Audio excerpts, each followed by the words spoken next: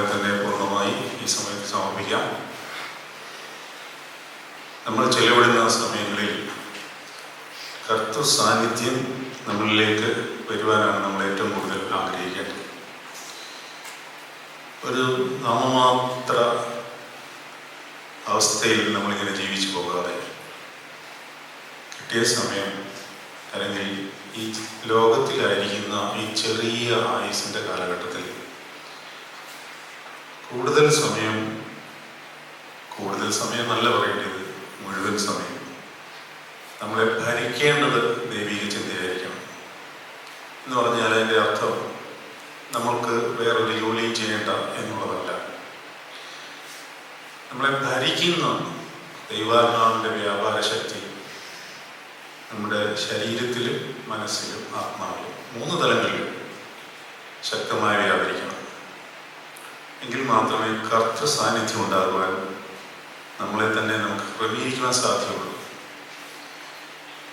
മാത്രമല്ല, നമ്മൾ പ്രാർത്ഥിക്കുകയും ആരാധിക്കുകയും ദൈവിക കാര്യങ്ങളൊക്കെ ചെയ്യുന്ന സ്ഥലത്ത്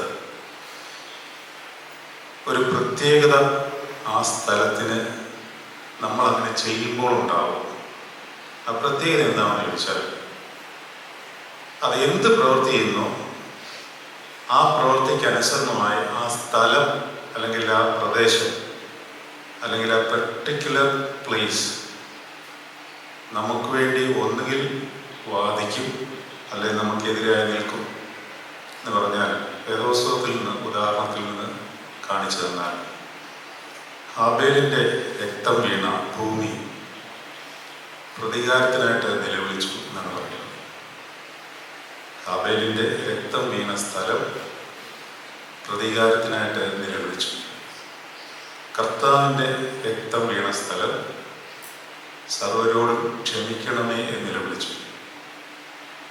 ഇതാണ് ഹാബേലിൻ്റെ രക്തത്തിൻ്റെയും കർത്താവിൻ്റെ രക്തത്തിൻ്റെയും തമ്മിലുള്ള വ്യത്യാസം. അവയ്ക്ക് തമ്മിൽ ഒരുപാട് സാമ്യമുണ്ട്, എന്നാൽ ആകെയുള്ള വ്യത്യാസം അതാണ്. ഹാബേൽ നിഷ്കളങ്കനായിരുന്നു, നീതിമാനായിരുന്നു. കർത്താവ് നിഷ്കളങ്കനായിരുന്നു, നീതിമാനായിരുന്നു. പക്ഷെ ഒരൊറ്റ വ്യത്യാസമുള്ളൂ, ഹാബേലിൻ്റെ രക്തം ഭൂമിയിൽ പ്രതികാരത്തിനായി നിലവിളിച്ചു. യേശുവിൻ്റെ രക്തം ഭൂമിയിൽ സർവരോടും ക്ഷമിക്കണമേ പിതാവേ എന്ന് നിലവിളിച്ചു. ഞാൻ പറഞ്ഞുകൊണ്ട് വന്നതിൻ്റെ മറ്റൊരു കാര്യം, നമ്മൾ എവിടെ പ്രാർത്ഥിക്കുവാനും ആരാധിക്കുവാനും ചെന്നാലും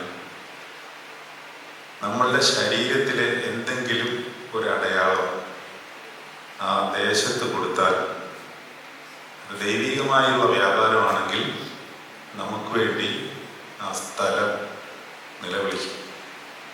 പുരോഹിതന്മാരോട്, അച്ഛന്മാരോട് ഞങ്ങൾ ചെയ്യേണ്ട കാര്യം എന്താണ്? ഒരു ബലിപീഠത്തിൽ നിന്ന് ആരാധിച്ചാൽ ആ ബലിപീഠത്തിൽ നിന്റെ കണ്ണുനീർ വീണാൽ, ജനത്തിനു വേണ്ടി നിന്റെ കണ്ണുനീർ വീണാൽ, ദൈവത്തിൻ്റെ സന്നിധിയിൽ ന്യായാധിപന്റെ മുമ്പാകെ നിൽക്കുമ്പോൾ ആ ബലിപീഠം എനിക്ക് വേണ്ടി വാദിക്കും.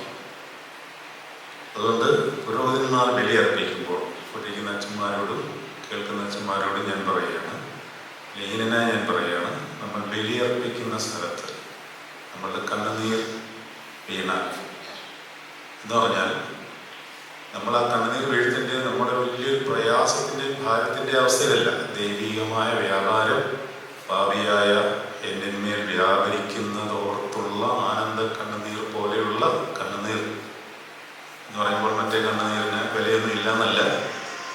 കണ്ണുനീർ തൂകുമ്പോൾ മനസ്സലിയുന്നൊരു ദൈവം നമുക്കുണ്ട്. മൊബൈലിൽ പറ്റുമെങ്കിൽ ഓഫ് ചെയ്തിരുന്നു കേട്ടോ, ഓഫ് ചെയ്യണ്ട, സൈലൻറ്റിൽ ഇടണം, അല്ലെങ്കിൽ അത് അടിക്കുമ്പോഴേ സൈലൻ്റ് ആക്കണം. പൊതുവെ ഞാൻ കണ്ടുവരുന്നതിൻ്റെ രീതിയാണ് ഇത്. അടിച്ചു കഴിഞ്ഞ് ഇല്ലോ ഒരു 3 മിനിറ്റ് അടിക്കും, അത് കഴിഞ്ഞിട്ടാണ് സൈലൻ്റ് ആക്കുന്നത്. കുഴപ്പമില്ല, ശ്രദ്ധിച്ചാൽ മതി. അപ്പോൾ ഞാനെന്താ പറയുന്നത്, ഇതാണ് പ്രശ്നം. എന്താണ് അത് വീണാൽ, കണ്ണുനീർ വീണാൽ ആ ബലിപീഠമാകട്ടെ, നിങ്ങൾ ഏത് സ്ഥലത്ത് വെച്ച് അത് ചെയ്യുന്നു ആ സ്ഥലം നമ്മൾ ദൈവികമായ വ്യാപാരത്തിൽ ഉപയോഗിച്ചാൽ ദൈവികമായി അത് നമുക്ക് വേണ്ടി വാദിക്കും. അല്ല, നമ്മൾ ദുഷ്ടതയാണ് പ്രവർത്തിക്കുന്നതെങ്കിൽ പിശാചിനില്ലെങ്കിൽ അധികാരം ഉണ്ടാകുന്ന യൂദായുടെ ലേഖനത്തിൽ യൂദ പ്രതിപാദിക്കുന്നുണ്ട്. മോശയുടെ ആത്മാവിനെ സ്വർഗത്തിലേക്ക് കൊണ്ടുപോകുമ്പോൾ പിശാച് അവകാശം പറഞ്ഞു. ആരാണെന്ന് ഓർക്കണം, മോശയാണ്.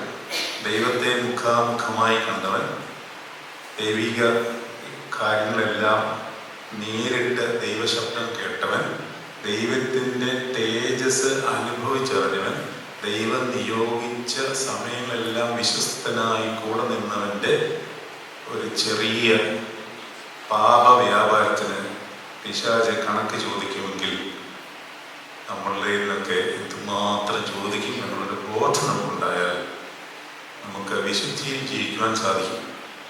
പക്ഷേ പുതിയ നിയമത്തിലെ നമുക്കുള്ള വലിയ ധൈര്യം എന്താണ്? പറയാം, എന്താണ് വലിയ ധൈര്യം? ഏറ്റവും വലിയ ധൈര്യം എന്താണ്? ഒരുത്തൻ എനിക്ക് വേണ്ടി അവിടെ തൂങ്ങിക്കിടന്ന രക്തം ചൊരിഞ്ഞ് ഭൂമിയിലേക്ക് വീഴ്ത്തിയ ആ രക്തം എനിക്ക് വേണ്ടി എപ്പോഴും വാദിച്ചുകൊണ്ടിരിക്കുന്നു എന്നുള്ളതാണ്. ആരോട്? പിതാവാം ദൈവത്തോട്. അവക്ഷ നിൽക്കട്ടെ, നശിപ്പിക്കണ്ട എന്ന് വാദിച്ചുകൊണ്ട് നിൽക്കുന്ന ഒരു രക്തം. അതുകൊണ്ടാണ് ഹാബേലിന്റെ രക്തത്തെക്കാൾ ഗുണകരമായി സംസാരിക്കുന്ന പുണ്യാഹ രക്തത്തിനെ കടുക്കലല്ലോ നിങ്ങൾ വന്നിരിക്കുന്നതെന്ന് എബ്രായ ലേഖനം. അതൊക്കെ എടുത്ത് വായിക്കാമോ? ഞാനിങ്ങനെ ഇടയ്ക്ക് വചനങ്ങൾ പറയുന്നത് നിങ്ങളാരും എടുത്ത് വായിക്കണം. കാരണം വചനം വായിക്കുമ്പോൾ ഒരു പ്രത്യേക ശക്തി വ്യാപാരമുണ്ട്. വചനം വായിക്കേണ്ടത് എങ്ങനെയാണെന്നൊക്കെ ഇനി ഞാൻ പതിയെ നിങ്ങൾ പറഞ്ഞു തരും.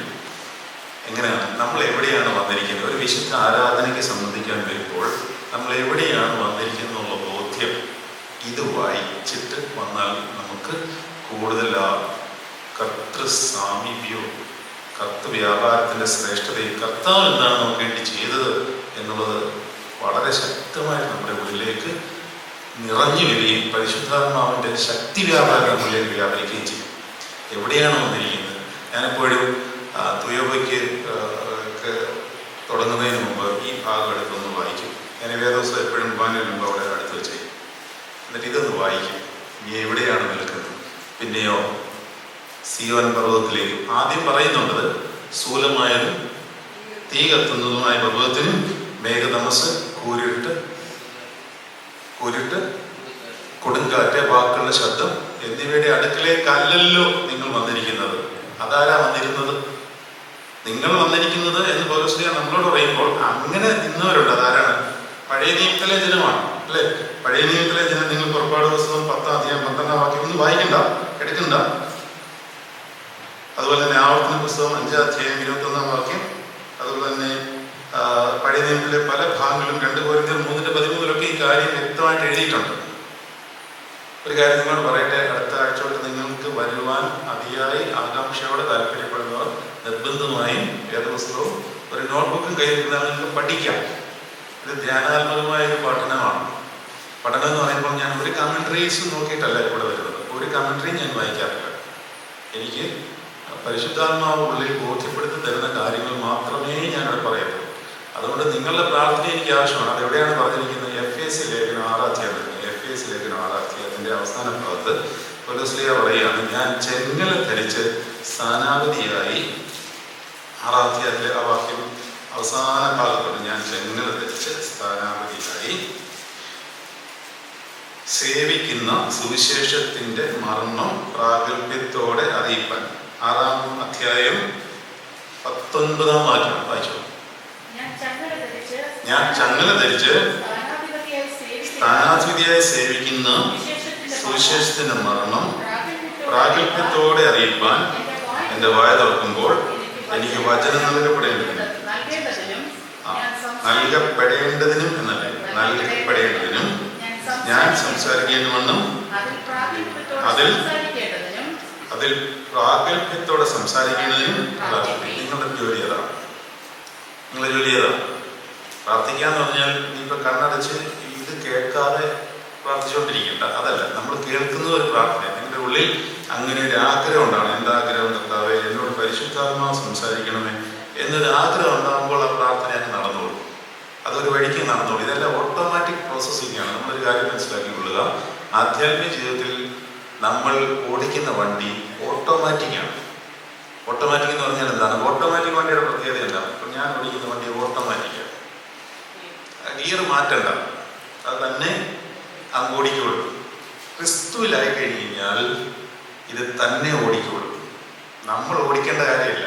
പഴയ നിയമത്തിലെ വണ്ടിയാണ് നമ്മൾ ഓടിക്കേണ്ടത്. പഴയ നിയമത്തിലെ ആൾക്കാരെല്ലാം അവരവർ വണ്ടി ഓടിക്കണം, ഓടിച്ച് ഡെസ്റ്റിനേഷൻ പോയിന്റിൽ എത്തണം. കർത്താവ് വന്നിട്ട് ഓടിക്കാൻ ഇച്ചിരി വെത്തപ്പാടൊക്കെ ഉണ്ടാക്കിയെന്ന് നമുക്ക് തോന്നിയാലും വണ്ടിയുടെ ഉള്ളിൽ കയറി കഴിഞ്ഞാൽ ഇത് ഓട്ടോമാറ്റിക് ആയിട്ടാണെന്ന് മനസ്സിലാവും. പുറത്തുനിന്ന് നോക്കുമ്പോൾ ഈ വണ്ടി പഴയ നിയമ വണ്ടിയേക്കാളിൽ വലിയ പാടുള്ള ഒരു വണ്ടിയാണെന്ന് തോന്നുന്നത്. ഞാൻ പറയുന്നത് മനസ്സിലാവുന്നുണ്ടോ? പറയുന്നത് മനസ്സിലായോ? അതായത് പഴയ നിയമമാണോ പുതിയ നിയമമാണോ പ്രമാണിക്കാൻ പ്രയാസം? പുതിയ നിയമമാണ് അല്ലേ? പഴയ നിയമത്തിൽ വളരെ എളുപ്പമായിരുന്നു. പഴയ നിയമത്തിൽ കാര്യങ്ങൾ വളരെ ഈസി ആയിരുന്നു. എന്ന് പറഞ്ഞാൽ ഈസി എന്നുള്ളതല്ല, പ്രമാണിക്കാൻ മനുഷ്യന് സാധിക്കുമായിരിക്കും, എല്ലാവർക്കും പറ്റില്ല. പരസ്യ പറയുന്നത് ജീവിപ്പിക്കാൻ കഴിയുന്ന ഒരു ന്യായപ്രമാണം ഉണ്ടായിരുന്നെങ്കിൽ അത് നീതിക്ക് ആധാരമായിരിക്കുമായിരുന്നു എന്നാണ്. എന്ന് പറഞ്ഞാൽ എല്ലാം പ്രമാണിക്കുവാൻ പറ്റുമെന്നല്ല. എന്നാലും ഇപ്പോൾ ഒരുത്തനെ അടിച്ചാൽ അതിന് പ്രതിവിധി എന്താണ്? പഴയ നിയമത്തിൽ തിരിച്ചടിച്ചാൽ ആ പാപം അവിടെ തീർന്നു. പല്ലിന് പകരം പല്ല്, കണ്ണിന് പകരം കണ്ണ് എന്ന് നിങ്ങൾ കേട്ടിട്ടുണ്ടല്ലോ. ഞാനോ നിങ്ങളോട് പറയുന്നത്, സഹോദരനെ നിസ്സാരാന്ന് വിളിച്ചാൽ ന്യായത്തിക്ക് മുമ്പിൽ നിൽക്കേണ്ടി വരും. മറ്റേ കണ്ണടിച്ചു പൊട്ടിച്ചാൽ മതിയായിരുന്നു. അപ്പോൾ ഏതാണ് പാട്? പുതിയ നിയമമാണ് പാട്. പുറമേ നിന്ന് നോക്കുമ്പോൾ ഈ വണ്ടി ഓടിക്കാൻ പാടാണെന്ന് തോന്നും. അകത്ത് കയറി കഴിഞ്ഞാൽ അതിനകത്തൊരു ഓട്ടോമാറ്റിക് ഗിയർ ഉണ്ട്. അതായത് ക്രിസ്തുവിലായാൽ അതിനകത്ത് പരിശുദ്ധാത്മാവിൻ്റെ ഒരു ഓട്ടോമാറ്റിക് ഗിയർ ഉണ്ട്. അതാണ് കൊണ്ടുപോകുന്നത്. ഞാൻ എപ്പോഴും പറയുന്നൊരു എക്സാമ്പിൾ ഉണ്ട്. അതായത് വെർച്വൽ ക്വാളിഫൈഡ്, ഓൺലൈനൊക്കെ കേൾക്കുന്നവർ ഇത് കേട്ട് മുഷിഞ്ഞിട്ടുണ്ടാവും. എന്നാലും വീണ്ടും പറയാം, നിങ്ങൾ പുതിയ ഓഡിയൻസ് ആയിട്ടുണ്ട്. അതായത് വെർച്വൽ ക്വാളിഫൈഡ് മുകളിൽ, വെർച്വൽ ഖലീഫ എന്താണെന്ന് അറിയാമല്ലോ. വെർച്വൽ ഖലീഫ എന്ന് പറയുന്ന ടോളസ്റ്റ് ബിൽഡിങ്ങിൻ്റെ ഏറ്റവും മുകളിലാണ് നമുക്ക് എത്തേണ്ടത്. അവിടെയാണ് രക്ഷയിരിക്കുന്നതെന്ന് വിചാരിക്കുക. പഴയ നിയമത്തിൽ എങ്ങനെയാണ് അതിൻ്റെ മുകളിൽ കയറി എടുത്തതെന്ന് അറിയാമോ? വെളിയിൽ ഏണി വെച്ചിട്ടുണ്ട്. ഏണിയിൽ കൂടി ഓരോരുത്തരും കയറണം. ഓരോ സ്റ്റെപ്പും കയറി കയറി കയറി മേളിലെത്തണം. ഒരുത്തരും മേളിലെത്തിയിട്ടില്ല. എല്ലാവരും പകുതിയായപ്പോൾ യോഹന്നാൻ സ്നാപകൻ ഉൾപ്പെടെ ഏറ്റവും മുകളിൽ എത്താൻ പറ്റിയില്ല. അതുകൊണ്ടാണ് യോഹന്നാൻ സ്നാപകൻ സ്ത്രീകളിൽ ജനിച്ചവരിൽ ഏറ്റവും വലിയവനാണെങ്കിലും സ്വർഗരാജ്യത്തിൽ ചെറിയവനെന്നാണ് കർത്താവ് പറയുന്നത്. അതിനൊരു റീസൺ ഇതാണ്. മറ്റൊരു റീസൺ എന്ന് പറഞ്ഞാൽ എന്താണെന്ന് അറിയാമോ?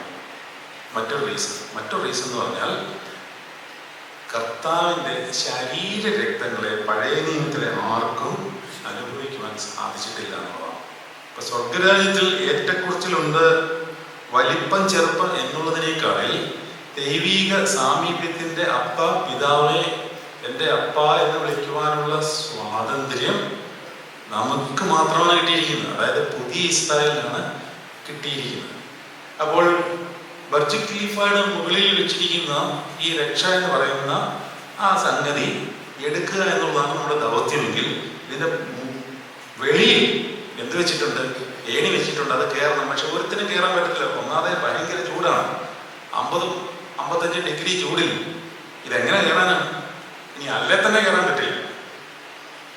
അപ്പോഴാണ് കർത്താവ് താഴോട്ട് ഇറങ്ങി വന്നിട്ട് പറഞ്ഞു, രക്ഷ ഞാൻ നിങ്ങൾക്ക് തരാം, സൗജന്യമായി തരാം, നിങ്ങൾ പോയി എടുക്കണം എന്ന് പറഞ്ഞിട്ട് എന്ത് ചെയ്യുന്നറിയാമോ? ഈ ഏടിയും കൂടെ എടുത്ത് മാറ്റി കയറി എടുത്തോളം പറഞ്ഞു. എല്ലാവരും ഇങ്ങനെ പകച്ചു നിൽക്കും. ഇതെങ്ങനെ ഈ പ്രമാണം, കർത്താവിന്റെ പ്രമാണം എങ്ങനെ പാലിക്കാൻ പറ്റും? അപ്പോഴാണ് കർത്താവ് പറയുന്നത്, ഞാനിപ്പോ ഒന്ന് പോകും, ഞാൻ ഒരാളെ അയക്കും. ആളുടെ പേരാണ് പരിശുദ്ധാത്മാവ് എന്ന കാര്യസ്ഥൻ എന്ന വേറൊരു വാക്കുണ്ട്. അത് കിട്ടിക്കഴിഞ്ഞാൽ അത് കറക്റ്റാണ്, നിങ്ങൾ പറയണം. അതുകൊണ്ട് ഞാൻ പറയിക്കും. പരിശുദ്ധാത്മാവ് എന്ന കാര്യസ്ഥൻ എന്ന പെന്തിക്കോസ്തേ ശുശ്രൂഷയിലൊക്കെ നമ്മൾ കേൾക്കുന്ന ഒരു വാക്കാണ്. ഇച്ചിരി ഒരു ഗ്രീക്ക് വാക്കാണ്. അല്ലെങ്കിൽ പാറക്കലീത്ത എന്ന് പറഞ്ഞാൽ എന്താ അർത്ഥം എന്നറിയാമോ? സഹായകൻ. someone who helps. നമ്മളെ ഹെൽപ്പ് ചെയ്യുക. എന്തിന് ഹെൽപ്പ് ചെയ്യുന്നു? നമ്മൾ പൊതുവെ വിചാരിച്ചിരിക്കുന്നത് എന്താണ്? നമുക്ക് സാമ്പത്തിക ഭാരം വരുമ്പോൾ സാമ്പത്തിക കടം മാറ്റുക, കുറേ നടുവേദന വരുമ്പോൾ കുറേ അത് മാറ്റുക. ഇതാണ് പരിശുദ്ധാത്മാവിന്റെ സഹായം എന്നാണ് നമ്മൾ പൊതുവെ വിചാരിച്ചിരിക്കുന്നത്. ഇതൊന്നുമല്ല പരിശുദ്ധാത്മാവിന്റെ സഹായം. അത് ബോണസായിട്ട് വന്നു ചേരുന്നതാണ്. പരിശുദ്ധാത്മാവ് സഹായിക്കുന്നത് നിനക്ക് ശക്തി തന്നാണ്. എന്തിനാണ് ശക്തി തരുന്നത്? പാപത്തിൽ നിന്ന് വിടുതൽ. അതായത് പാപം ചെയ്യാതിരിക്കാൻ ഒരു ശക്തി വേണം. ഈ ശക്തിയില്ലേ നമ്മൾ ഏത് മഹാപുരോഗതിനും പാപത്തിൽ വീഴും, പാപം ചെയ്തു പോകും. അപ്പോൾ പരിശുദ്ധാത്മാവിനെ, അതായത് സഹായകനെ ഇങ്ങോട്ട് അയച്ചിട്ട് കർത്താവ് പറഞ്ഞു, നീ ഒരു കാര്യം ചെയ്ത് പുറത്തു നിന്ന് അന്തം വിട്ട് ഇങ്ങനെ നിൽക്കണ്ട, നിനക്ക് കയറാൻ പറ്റില്ല. നീ തന്നെ വിചാരിച്ചാൽ ഈ ക്രിസ്തീയ ജീവിതം ഞാൻ പറഞ്ഞ ഈ പ്രമാണം ഒരെണ്ണം പോലും ചെയ്യാൻ പറ്റില്ല, ഒരെണ്ണം പോലും പറ്റില്ല. നമ്മളിങ്ങനെ വലിയ ആരാധിച്ചും പ്രാർത്ഥിച്ചും കർത്താവിന്റെ മക്കളാന്ന് പറയുന്നത് നടക്കുകയല്ലേ. ഏത് കൽപ്പനയാണ് കർത്താവിന്റെ സഹായമില്ലാതെ കർത്താവിന്റെ കൽപ്പന പാലിക്കാൻ പറ്റുന്നത്? ഏതാണ്? ഒരെണ്ണം പോലും പറ്റില്ല. ഒരെണ്ണം അല്ലേ നിങ്ങൾ പറഞ്ഞു, ഒരെണ്ണം പറഞ്ഞു. എൻ്റെ കൂടെ മൈലപ്രായ വരെ വരും വാ എന്ന് പറഞ്ഞാൽ നിങ്ങൾ മൈലപ്രായല്ല, അങ്ങനെ റാന്നി വരെ വരേണ്ടി വരും. വരുമോ? വരില്ല. എൻ്റെ ചെവിക്കല്ലത്ത് അടിച്ചു കഴിഞ്ഞാൽ, അല്ലെ നിങ്ങളുടെ ചെവിക്കല്ലത്ത് അടിച്ചു കഴിഞ്ഞാൽ ഇതുകൂടെ അടിച്ചു എന്ന് പറഞ്ഞാൽ നിങ്ങൾ ആരെങ്കിലും ഇന്നേ വരെ കാണിച്ചു കൊടുത്തിട്ടുണ്ടോ? പണ്ടെങ്ങാണ്ട് ഒരു മഹാത്മാഗാന്ധി ചെയ്തിട്ടുണ്ടെന്ന് കേട്ടിട്ടുണ്ട്. ചേട്ടാ എനിക്കൊരു ഉടുപ്പ് തരുമോ? മോനെ കട്ടിലൂടെ കൊണ്ടുപോയി എന്ന് പറഞ്ഞ് ആരെങ്കിലും കൊടുത്തിട്ടുണ്ടോ? അപ്പൊ ഇത് പാടാണ്, അത്ര എളുപ്പമല്ല. അപ്പോൾ ഈ സഹായം വന്നിട്ട് നമ്മളോട് പറഞ്ഞു, ഞാൻ അകത്തോട്ട് കയറാൻ പറഞ്ഞു. ഈ വെളിയിൽ നീ ബിൽഡിംഗ് ആണ്, അകത്തോട്ട് കയറുമ്പോൾ ഇവിടെ ഒരു ലിഫ്റ്റ് ഉണ്ട്, ലിഫ്റ്റ്. നീ അതെ കയറി ചുമ്മാ നിന്നാൽ മതി, ഇതങ്ങ് പൊക്കിക്കൊണ്ട് പോയിക്കോളൂ. ഇത് ഓട്ടോമാറ്റിക് ആണെന്നാണ് ഞാൻ പറഞ്ഞത്. ഇതാണ് ഓട്ടോമാറ്റിക് എന്ന് പറഞ്ഞതിൻ്റെ അർത്ഥം. നമ്മളൊന്നും അറിയണ്ട, വെറുതെ നിന്ന് കൊടുക്കുക, അതിങ്ങനെ പൊക്കിക്കൊണ്ട് പോയിക്കോളും. അപ്പോൾ നിങ്ങളുടെ ദൗത്യത്തിലേക്ക് നിങ്ങളെ ക്ഷണിക്കുകയാണ്. നിങ്ങൾ പ്രാർത്ഥിച്ചുകൊണ്ടിരിക്കുക. നമുക്ക് ഈ ശുശ്രൂഷ ഉദ്ദേശിക്കുന്നത് കഴിഞ്ഞ ആഴ്ച ഞാൻ സൂചിപ്പിക്കുന്ന പോലെ നമുക്ക് വിശുദ്ധി പ്രാപിച്ച് ദൈവസന്നിധിയിലേക്കുള്ള യാത്രയിലേക്ക് പോകുവാനാണ്. നമ്മളെ മറ്റൊരു രീതിയിൽ നമ്മൾ ഒരുങ്ങിയാണ്. ഏത് രീതിയിൽ കേൾക്കുമ്പോൾ നിങ്ങൾക്ക് ഇഷ്ടപ്പെടാൻ സാധ്യതയില്ല, പക്ഷെ ഞാൻ പറയുക, ഞാൻ ഒരുക്കുന്നത് മരിക്കുവാനാണ്. നാളെത്തൊട്ട് വരത്തില്ല അല്ലേ? ഞാൻ നിങ്ങളെ ഒരുക്കുവാൻ പോകുന്നത് മരിക്കുവാനാണ്. എങ്ങനെ മരിക്കാം? ഇതാണെന്ന് അറിഞ്ഞിട്ട് ഞാൻ ഇന്നേ വരത്തില്ല, സാരമില്ല. അങ്ങനെ ഒരു ഒരുക്കം നമ്മൾ നടത്തിയാൽ നമ്മൾ ജീവിക്കും. അങ്ങനെ ഒരുക്കം നടത്തിയാൽ നമ്മൾ ജീവിക്കും. ജീവിക്കാൻ വേണ്ടി അങ്ങനെ പറയുന്നതല്ല. സ്വന്തം ജീവനെ കളയുന്നവൻ, ഉപേക്ഷിക്കുന്നവൻ അതിനെ നേടും. സ്വന്തം ജീവനെ പകയ്ക്കുന്നവൻ അതിനെ നിത്യജീവനായിട്ട് സൂക്ഷിക്കും. കണ്ടോ, ജീവൻ സൂക്ഷിക്കുകയാണ് അവിടെ. സ്വന്തം ജീവനെ കളയുന്നവനെ നേടും. അപ്പോൾ മരിക്കാനായിട്ട് ഒരുങ്ങുമ്പോൾ നമ്മൾ ജീവനെ സൂക്ഷിക്കുകയാണ്, യേശുവിൽ സൂക്ഷിക്കുകയാണ്. അപ്പോൾ ഇത്രയും കാര്യം ഞാൻ ആമുഖമായിട്ട് പറഞ്ഞിട്ട് നമ്മൾ എവിടെയാണ് വന്നിരിക്കുന്നുള്ള ബോധ്യം അതാണ്. അപ്പോൾ മേഘതമസ്, കൂരിരുട്ട്, കൊടുങ്കാറ്റ്, വാക്കുകളുടെ ശബ്ദം എന്നിവയുടെ അടുക്കലേക്കല്ലല്ലോ, അത് പഴയ നിയമത്തിലാണ് നിങ്ങൾ വന്നിരിക്കുന്നത്. ഒരു മൃഗമെങ്കിലും പർവ്വതത്തെ തൊട്ടാൽ അതിനെ കല്ലെറിഞ്ഞു കൊല്ലണമെന്നായിരുന്നു പഴയ നിയമത്തിലെ പ്രമാണം. മോശെ ദൈവത്തിന്റെ ശബ്ദം കേട്ടപ്പോൾ അത് അത്യന്തം ഭയാനകമായിരുന്നു എന്ന് പറഞ്ഞ് പേടിച്ചുപോയി. എന്നിട്ട് വെറുതെ പറയാണ്, ഇവിടെ നിങ്ങൾ പേടിക്കണ്ട, ആ കാലമൊക്കെ കഴിഞ്ഞു. പിന്നെയോ നിങ്ങൾ വന്നിരിക്കുന്നത്, വായിച്ചോ, സിയോൻ പർവ്വതത്തിലേക്കും ജീവനുള്ള ദൈവത്തിന്റെ നഗരമായ സ്വർഗീയ യെരൂശലേമിലേക്കും അനേകായിരം ദൂതന്മാരുടെ സർവ്വസംഘത്തിനും സ്വർഗത്തിൽ പേരെഴുതിയിരിക്കുന്ന ആദിജാതന്മാരുടെ സർവ്വസഭയ്ക്കും എല്ലാവരുടെയും ദൈവമായ ന്യായവിധിക്കും സിദ്ധന്മാരായ നീതിമാന്മാരുടെ ആത്മാക്കൾക്കും പുതിയ നിയമത്തിന്റെ മധ്യസ്ഥനായ യേശുവിനും ആബേലിനേക്കാൾ ഗുണകരമായി സംസാരിക്കുന്ന പുണ്യാഹ രക്തത്തിനും അടുക്കിലേക്കല്ലോ നിങ്ങൾ വന്നിരിക്കുന്നു. ഇതാണ് യേശുവിന്റെ രക്തത്തിന്റെ പ്രത്യേകത. ഇത് നിലവിളിക്കും, പക്ഷെ എന്തിനായിട്ടാണ്? ഇവന്റെ പാപം ഓർക്കരുതേ. ഹാബേലിന്റെ രക്തം നിലവിളിക്കും, കായീന്റെ രക്തത്തിന് പ്രതികാരം ചെയ്യണമേ. ഇതാണ് വ്യത്യാസം. ബാക്കി എല്ലാ കാര്യത്തിലും യേശു ക്രിസ്തുവും ഹാബേലും തമ്മിൽ സാമ്യമാണ്. ഈ ഒരൊറ്റ കാര്യത്തിൽ വ്യത്യാസമാണ്. അതാണ് യേശുവിനോട് സമനായവൻ ആരുമില്ല എന്ന് പറയുന്നത്. സമരായ പലരെയും പഴയ നിയമത്തിൽ കാണാം. മറ്റൊരു കഥാപാത്രമാണ് ജോസഫ്. അതൊക്കെ നമുക്ക് പിന്നീട് പതിയെ പഠിച്ചു തുടങ്ങണം. ഈ ഒരു ആമുഖത്തോടു കൂടി ഞാൻ 2-3 ദിവസമായിട്ട്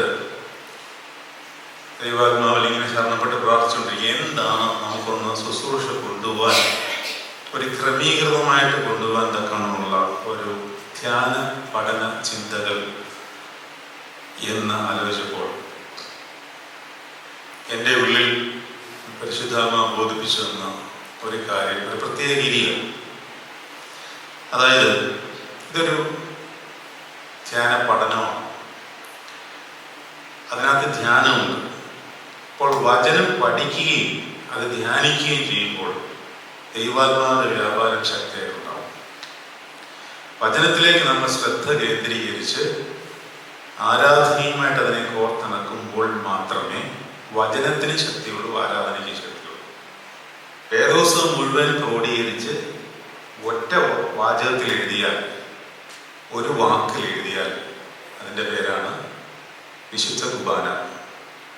പഴയ നിയമം ഉൽപ്പത്തി തൊട്ട് വെളിപാടിൻ്റെ പുസ്തകം അവസാനം വരെ നമ്മൾ വായിച്ച് ധ്യാനിച്ച് അതിനെ ഒരു കുറുക്ക് പോലാക്കിയെടുത്താൽ അതിൻ്റെ പേരാണ് വിശുദ്ധ കുർബാന. അപ്പോൾ ഇതില്ലാതെ അതുമില്ല, അതില്ലാതെ ഇതുമില്ല. വെളിപാട് 12:11 വായിക്കാം. വെളിപാട് 12:11 അവർ കുഞ്ഞാടിൻ്റെ രക്തം കൊണ്ടും തങ്ങളുടെ, ആ വാക്കിന്റെ അടിയിലാണ് വരേണ്ടത്, സാക്ഷ്യവചനം കൊണ്ടും ശത്രുവിനെ ജയിച്ചു എന്ന് പറഞ്ഞാൽ തങ്ങളുടെ, അവരവരുടെ വചനം വേണം. അവർ അവനെ കുഞ്ഞാടിന്റെ രക്തം കൊണ്ടും തങ്ങളുടെ സാക്ഷ്യത്തിന്റെ വചനം കൊണ്ടുവന്നാണ് ഹേതുവായിട്ടും ശത്രുക്കളെ ജയിച്ചു. അപ്പോൾ ഒരു ശത്രുവിനെ ജയിക്കാൻ, ഏതാണ് നമ്മുടെ ശത്രു? നമുക്ക് ആത്മീയ പോരാട്ടങ്ങളുള്ളത് ജഡരക്തങ്ങളോടല്ല, പിന്നെ വാഴ്ചയോടും അധികാരങ്ങളോടും ഈ ലോകത്തിന്റെ അധിപതിയോടും ദുഷ്ടാത്മ സേനയോടും അത്ര, സ്വർലോകത്തിലെ ദുഷ്ടാത്മ സേനയോടും അത്ര. എന്ന് പറഞ്ഞാൽ പാപത്തോടാണ് നമുക്ക് പോരാടേണ്ടിയിരിക്കുന്നത്. പാപത്തോട് പോരാടുവാൻ ശക്തി വേണം, ദൈവശക്തി വേണം, അല്ലെ? അധികാരം പോരാ. ഞാൻ എപ്പോഴും പറഞ്ഞു കൊടുത്തിട്ടുള്ള ഒരു കാര്യമാണ്. ലൂക്കോസ് 9:1 ലൂക്കോസ് 9:1 ലൂക്കോസിന്റെ സുവിശേഷം 9:1 അവൻ 10 വരെ അടുക്കൽ വിളിച്ചു. സകല ഭൂതങ്ങളുടെ മേലും വ്യാധികളെ സൗഖ്യമാക്കുവാനും അവർക്ക് ശക്തിയും അധികാരം കൊടുത്തു. 2 കാര്യങ്ങൾ കൊടുത്തു. എന്തോ കൊടുത്തു? ശക്തി കൊടുത്തു, അധികാരം കൊടുത്തു. ഇങ്ങോട്ട് നോക്കി, എന്നിൽ ഉള്ള അധികാരങ്ങൾ എന്താണെന്ന് പറയാമോ നിങ്ങൾക്ക്?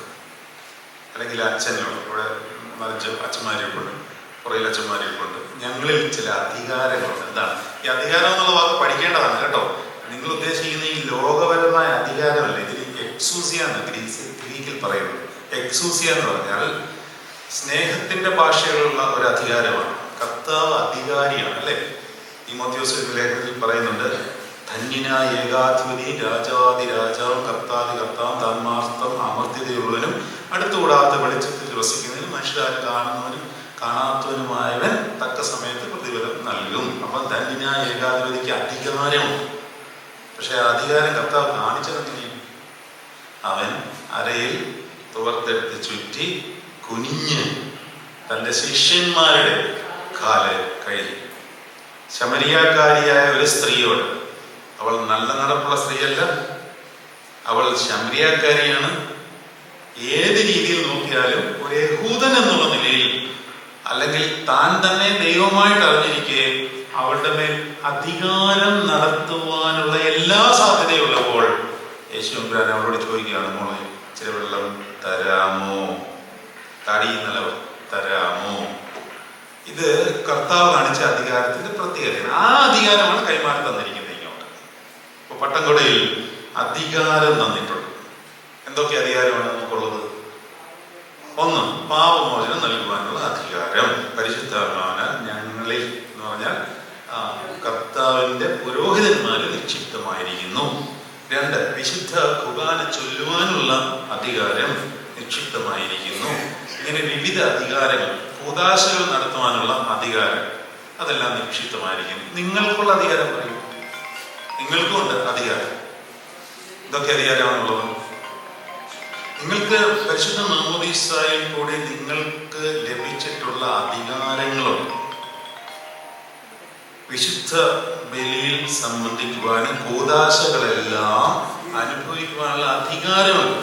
നിങ്ങൾ എന്നോട് വന്ന് പറയാണ്, അച്ഛൻ എനിക്ക് ഉപസാരിക്കണം എന്ന് പറഞ്ഞാൽ, ഇപ്പൊ അങ്ങനെ പറയുന്ന അച്ഛന്മാരുണ്ടാവും, എനിക്കറിയില്ല. എനിക്ക് അധികാരമില്ല, പറ്റില്ല എന്ന് പറയാൻ അധികാരമില്ല. നിങ്ങളുടെ റൈറ്റാണ്. പരിശുദ്ധ മാമോദീസ റോഷ്മായ കുത്തിയിട്ടുള്ളവരാണെങ്കിൽ നിങ്ങൾക്ക് ഏത് സമയത്തും കൂദാശ സ്വീകരിക്കുവാനുള്ള അധികാരമുണ്ട്. അത് കൊടുക്കുവാനുള്ള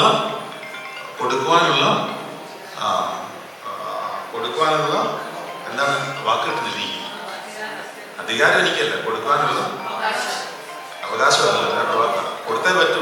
അതിൻ്റെ വാക്കെന്താണ്?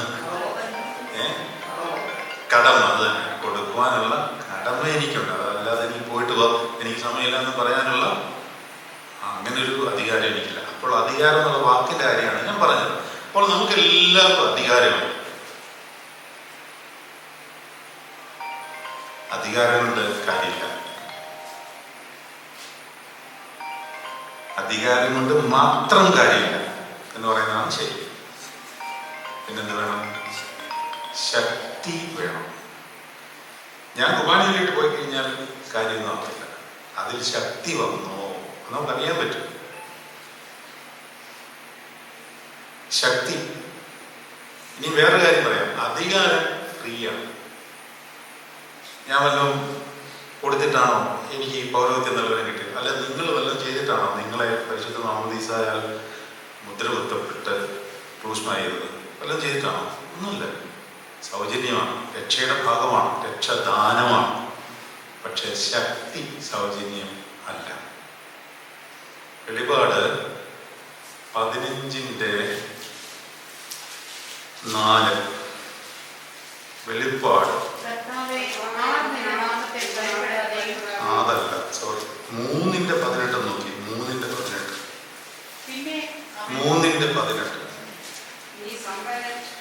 നീ സമ്പന്നൻ ആകേണ്ടതിന് തീയിൽ ഊതിക്കഴിച്ച പൊന്നും നിന്റെ നഗ്നതയുടെ ലജ്ജ വെളിവാകാതെ വേണം ധരിക്കേണ്ടതിന് വെള്ളയെടുപ്പും നിനക്ക് കാഴ്ച ലഭിക്കേണ്ടതിന് കണ്ണിലെഴുതുവാൻ ലേപോ എന്നോട്. അത് വിലക്ക് ചോദിച്ചു വാങ്ങിക്കണം. വില കൊടുക്കണം.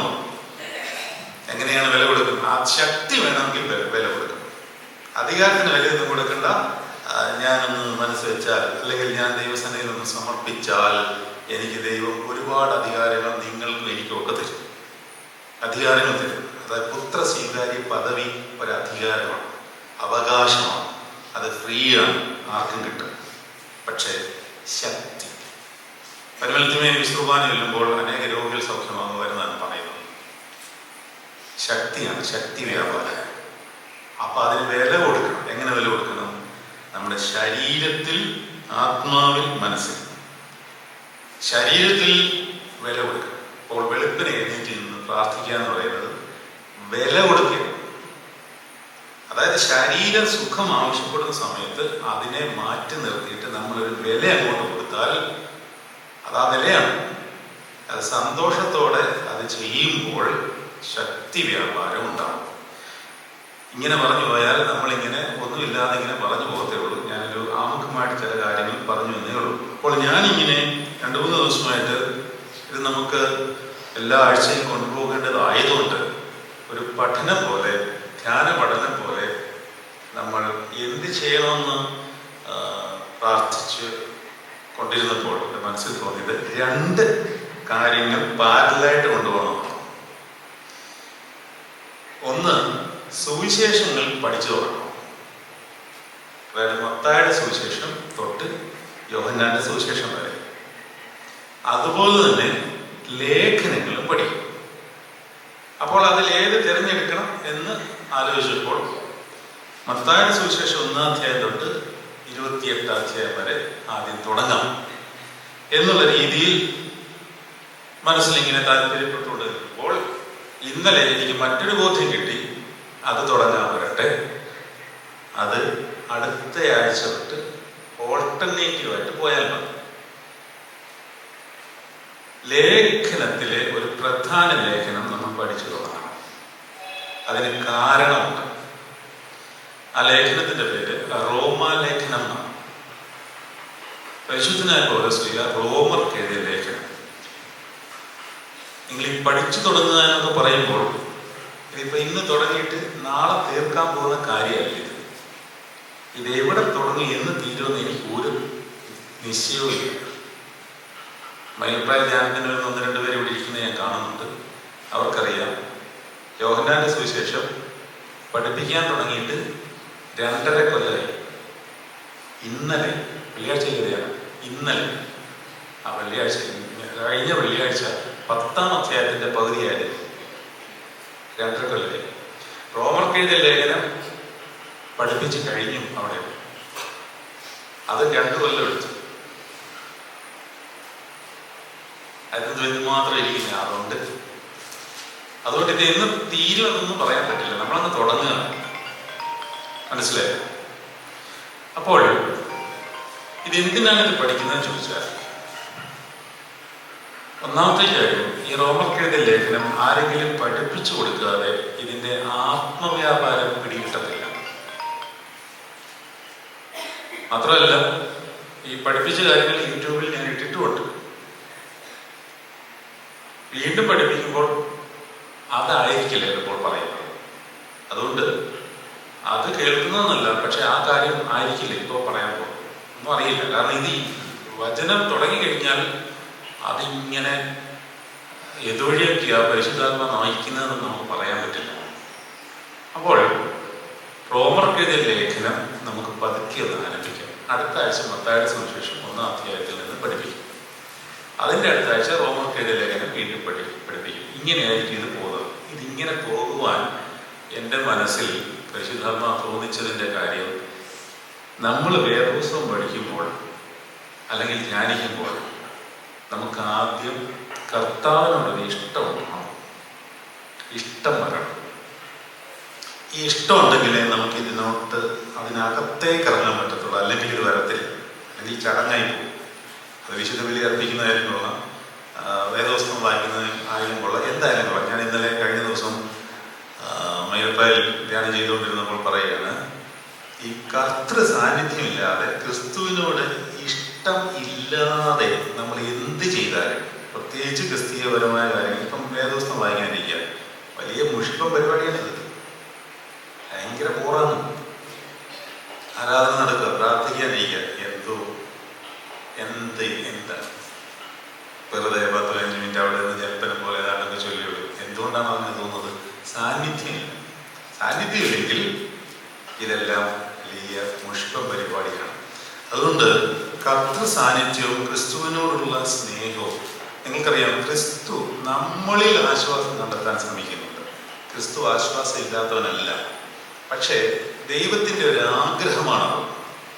യോഹന്നാന്റെ സുവിശേഷം 4-ാം അധ്യായം ധ്യാനിച്ചുകൊണ്ടിരുന്നപ്പോൾ അതിനകത്ത് കർത്താവ് ശമരിയാക്കാരി സ്ത്രീയോട് ചോദിക്കുന്നുണ്ട്, എനിക്ക് ദാഹിക്കുന്നു. അതായത് ഒരു വേദശാസ്ത്രജ്ഞൻ അതിനെ ഇങ്ങനെയാണ് വ്യാഖ്യാനം ചെയ്യുന്നത്, നമ്മൾ കർത്താവിന് വേണ്ടി ദാഹിക്കണമെന്ന് കർത്താവ് ദാഹിക്കുന്നു. ഞാൻ പറഞ്ഞ മനസ്സിലായോ? നമ്മൾ യേശുവിന് വേണ്ടി ദാഹിക്കണമെന്ന് യേശു ദാഹിക്കുന്നു. ഇങ്ങനെയൊരു കാര്യമുണ്ട്. അപ്പോൾ കർത്താവ് നമ്മളിൽ ആശ്വാസം പ്രാപിക്കാൻ ആഗ്രഹിക്കുന്നുണ്ട്. നമുക്കറിയാതെ ഈ പട്ടക്കാർക്ക് കൊടുക്കുന്ന ഹോസ്വയ പ്രാർത്ഥനയിൽ ഒരു പ്രാർത്ഥന പ്രധാനപ്പെട്ട, നീ അവനാൽ ആശ്വസിക്കുകയും അവൻ നിന്നാൽ ആശ്വസിക്കുകയും ചെയ്യുവാൻ ഇടയാകട്ടെ. കർത്താവിന് ആശ്വാസക്കേട് ഉണ്ടായിട്ടല്ല, ദൈവം അത് ആഗ്രഹിക്കുന്നു. കർത്താവ് 2 രീതിയിൽ ആശ്വാസം ആഗ്രഹിക്കും. കർത്താവ് ജനിച്ചത് ഒരു ഗർഭപാത്രത്തിലാണ്, കബറടങ്ങിയതും ഒരു കല്ലറയിലാണ്. ഈ 2 രീതിയിൽ കർത്താവ് വിശ്രമിക്കുന്നുണ്ട്. അപ്പോൾ നമുക്ക് കർത്താവിനെ ജനിപ്പിക്കുവാൻ ഒരു ട്യൂമ്പ് അല്ല, ജനിപ്പിക്കുവാൻ ഒരു ഗർഭാശയത്തിനുള്ളിലും, അതുപോലെ തന്നെ കർത്താവിനെ സ്വസ്ഥമായിട്ട് ഉറക്കുവാൻ ഒരു കബറും നമ്മുടെ ഹൃദയത്തിൽ വളർത്തിയെടുക്കുവാൻ ഈ കർത്താവിനോടുള്ള സ്നേഹം വർദ്ധിച്ചു വരുന്ന അതിലേക്ക് എത്തുവാൻ ഈ പഠനങ്ങൾ നിങ്ങളെ സഹായിക്കും. കർത്താവ് നിങ്ങളിൽ ആശ്വസിച്ചിട്ടുണ്ടോ? നിങ്ങൾ ഒന്നിനെയും ഭയക്കേണ്ട കാര്യം വരില്ല. കാരണം ഒന്നിനെയും പടകിൽ അവൻ ഉറങ്ങണം. എപ്പോഴും പഠിപ്പിച്ചുകൊണ്ടും എപ്പോഴും അത്ഭുതങ്ങൾ കാണിച്ചുകൊണ്ടും എപ്പോഴും കാര്യങ്ങൾ നോക്കിക്കൊണ്ടും മാത്രമല്ല ഇരുന്നിരുന്നത്. ശിഷ്യന്മാരുടെ പടകിൽ അവൻ ഉറങ്ങുകയായിരുന്നു. ശിഷ്യന്മാരുടെ പടകിൽ, അവന്റെ പടകിലല്ല. അപ്പോൾ യേശുക്രിസ്തു നമ്മുടെ ഹൃദയ കവാട പടകിൽ അവനൊന്ന് ഉറങ്ങട്ടെ വെച്ചതായിരുന്നു. നമ്മൾ ഉണർന്നിരിക്കും. കർത്താവിന് വേണ്ടി അങ്ങനെ ഇന്ന് വില ചെയ്യുവാൻ നമുക്ക് ഒരു ഭാഗ്യം കിട്ടട്ടെ എന്ന് പ്രാർത്ഥിച്ചുകൊണ്ട് ഈ റോമർക്ക് എഴുതിയ ലേഖനത്തിലേക്ക് നമ്മൾ നമ്മുടെ ശ്രദ്ധയെ പതിയെ കൊണ്ടുവരാൻ പോവുകയാണ്. റോമർക്ക് എഴുതിയ ലേഖനം പൊതുവെ നമുക്ക് ആർക്കും വായിക്കാൻ അത്ര താല്പര്യമുള്ളൊരു സംഗതിയല്ല. കാരണം എന്താണെന്ന് ചോദിച്ചാൽ ഇതൊന്നും മനസ്സിലാകത്തില്ല. അത് നമ്മൾ പറഞ്ഞു കൊടുക്കാതെ ഒട്ടും പിടിയെത്തൂല്ല. എന്നാൽ ഇതിന്റെ ആഴത്തിലേക്കൊന്ന് പോയാൽ, നിങ്ങളെ പരിശുദ്ധാത്മാവ് ഇതിന്റെ രഹസ്യങ്ങൾ പഠിപ്പിച്ചാൽ, ഈ റോമർക്ക് എഴുതിയ ലേഖനവും യോഹന്നാൻ ശ്ലീഹായുടെ സുവിശേഷവും ഞാൻ എപ്പോഴും പറയാറുണ്ട്, ഇത് രണ്ടും പഠിക്കാതെ നിങ്ങൾ മരിച്ചു പോകരുത്. വലിയ നഷ്ടമാണ്. മരിക്കരുത് അതിനു മുമ്പ്. അതുകൊണ്ട് പ്രാർത്ഥിച്ചോളാം, കർത്താവ് ഇത് രണ്ടും ഒന്ന് പഠിച്ച് തീർക്കുവാനുള്ള ആയുസ് ഞങ്ങൾക്ക് തരണമേ എന്ന് പറഞ്ഞാൽ, ഇത് പഠിക്കുമ്പോൾ നമുക്ക് ക്രിസ്തുവിനോട് ഇഷ്ടം തോന്നുകയും നമ്മൾ ജീവനോടിരിക്കുന്ന കാലം കർത്താവിന് വേണ്ടി വേല ചെയ്യണം എന്ന് തോന്നുകയും ചെയ്യും. പൗലോസ് പറയുന്നുണ്ടല്ലോ, എനിക്ക് ജീവിക്കുന്നത് ക്രിസ്തു. അത് വായിച്ച ഫിലിപ്പിയർ 1-ാം അധ്യായത്തിലാണ്. എനിക്ക് അതെന്തിനാ വായിക്കാൻ പറയുന്നത് അറിയാം. എന്നിട്ട് പൗലോസ് പറയാണ്, പക്ഷെ എനിക്കൊരു പ്രശ്നമുണ്ട്. എനിക്ക് മരിക്കുന്നതാണ് ഇഷ്ടം. എനിക്ക് ജീവിക്കുന്നത് ക്രിസ്തു, മരിക്കുന്നത് ലാഭമാണ്. എന്നാൽ ഞാൻ ജഡത്തിൽ ജീവിക്കുന്നതോ അവന്റെ വേലയ്ക്ക് എന്തെങ്കിലും പ്രയോജനം ഉണ്ടാകുമെങ്കിൽ ഏത് തെരഞ്ഞെടുക്കേണ്ടതെന്ന് ഞാൻ അറിയുന്നില്ല. ആ വാക്യം കണ്ടുപിടിക്കുക. 1-ാം അധ്യായത്തിലുണ്ട് ഫിലിപ്പിയർക്ക് എഴുതിയ ലേഖനം. എത്ര? 19 അതൊന്ന് വായിച്ചു. എനിക്ക് ജീവിക്കുന്നത് ക്രിസ്തു, മരിക്കുന്നത് ലാഭമാണ്. എന്നാൽ ജഡത്തിൽ ജീവിക്കുന്നതിനാൽ എന്ന് പറഞ്ഞാൽ ഈ ശരീരം പൗലോസ് ആദ്യം പറയുന്നത് നിങ്ങൾ ശരിക്കും മനസ്സിലാക്കണമല്ലോ, വെറുതെ വായിച്ചു പോകരുത്. എനിക്ക് മരിക്കുന്നതാണ് ലാഭം എന്ന് പറഞ്ഞാൽ എനിക്ക് ജീവിക്കാൻ താല്പര്യമില്ലെന്ന്. പക്ഷേ ജഡത്തിൽ ജീവിക്കുന്നതിനാൽ, അതായത് ഈ ശരീരത്തിൽ ഞാൻ ജീവിക്കുന്നതിനാൽ എന്റെ വേലയ്ക്ക്, അവന്റെ വേല എന്താണ്? ആകെ സുവിശേഷം പറയാന്നുള്ളതാണ് പൗലോസ്ലീഹായുടെ വേല. ആ വേലയ്ക്ക് ഫലം വരുമെങ്കിൽ ഏത് തിരഞ്ഞെടുക്കേണ്ടു എന്ന് ഞാൻ അറിയുന്നില്ല. ഏത് തിരഞ്ഞെടുക്കേണ്ടു എന്ന് ഞാൻ അറിയുന്നില്ല എന്ന് പറഞ്ഞ അർത്ഥം എന്താ? നിങ്ങൾ പറ. ഏതാണെന്നുള്ള രണ്ടെണ്ണം ഏതാണ്? ഒന്നീ മരിച്ചു പോവുക, അല്ലെ ജീവിച്ചു പോവുക. അതിൽ മരിച്ചു പോകാനാണ് ഇഷ്ടം. പിന്നെ തെരഞ്ഞെടുപ്പിന്റെ പ്രശ്നം വരുമോ? അല്ല, മരിക്കാനാണ് ഇഷ്ടം. തെരഞ്ഞെടുത്ത് കഴിഞ്ഞു. പക്ഷേ അവന്റെ വേല ചെയ്യുവാൻ ഈ ശരീരം ഉപയോഗിക്കുന്നെങ്കിൽ മാത്രം. മനസ്സിലായോ? കർത്താവിന്റെ വേല ചെയ്യുവാനായിട്ട് ഈ ശരീരം കൊണ്ട് എന്തെങ്കിലും പ്രയോജനമുണ്ടെങ്കിൽ അതിന് ഏത് തിരഞ്ഞെടുക്കേണ്ടതെന്ന് ഞാൻ അറിയുന്നില്ല. അതായത് മരിക്കണോ ജീവിക്കണോ എന്നൊരു കൺഫ്യൂഷൻ. എന്നിട്ട് അടുത്ത വചന, വിട്ടുപിരിഞ്ഞ് ക്രിസ്തുവിനോട് കൂടെ ആയിരിക്കുന്നത്. വിട്ടുപിരിഞ്ഞ് ക്രിസ്തുവിനോട് കൂടെ ആയിരിക്കാൻ ഞാൻ ഏറെ കാക്ഷിക്കുന്നു. അത് അത്യുത്തമമല്ലോ. അപ്പോൾ ഞാൻ പറഞ്ഞുകൊണ്ട് വന്നത്, ഈ ശരീരത്തിൽ നമുക്ക് കർത്താവിന് വേണ്ടി വേലയുണ്ട്. അത് ചെയ്യുവാനാണ് ഈ ജീവൻ തന്നിരിക്കുന്നത്. അതിൻ്റെ കൂട്ടത്തിൽ നമുക്ക് പ്രായോഗികമായ ലോകത്തിൽ ഒരുപാട് കാര്യങ്ങൾ ഉണ്ട്. ആ കാര്യങ്ങൾ യഥാർത്ഥത്തിൽ കർത്താവാണ് ഏറ്റെടുത്ത് നടത്തുന്നത് എന്നുള്ള ബോധ്യത്തിലേക്ക് നമുക്ക് എത്തിപ്പെടുവാൻ ഈ റോമാലേഖനത്തിന്റെ പഠനവും യോഹന്നാൻ ശ്ലീഹായുടെ സുവിശേഷവും അത്യധികം സഹായിക്കും. അത്യധികം സഹായിക്കുമെന്ന് മാത്രമല്ല, നിങ്ങൾ പിന്നെ ഒന്നിനെ പറ്റി ബോധേടാവത്തില്ല. ഒന്നിനെ പറ്റി. അപ്പോൾ നമുക്ക് അതിലേക്ക് നമ്മൾ ശ്രദ്ധ കൊണ്ടുവരുവാൻ തുടങ്ങുകയാണ്. അതുകൊണ്ട് പരിശുദ്ധനായ പൗലോസ് ശ്ലീഹായുടെ മധ്യസ്ഥത യാചിച്ചുകൊണ്ട് പ്രിയപ്പെട്ട അച്ഛൻ ഇപ്പോൾ ഒന്ന് പ്രാർത്ഥിക്കും. ഇത് എഴുതിയ ആളുടെ ജ്ഞാനം, ഈ പൗലോസ് ശ്ലീഹ ഞാൻ ഒരുപാട് ക്രിട്ടിസൈസ് ചെയ്തുകൊണ്ടിരുന്ന ആളാണ്. എനിക്കൊരു വേറെ വൃത്തികെട്ട ബാക്ക്ഗ്രൗണ്ട് ഉണ്ട് കേട്ടോ. എന്ന് പറഞ്ഞാൽ നിങ്ങൾ വേറെ തെറ്റിദ്ധരിക്കരുത്.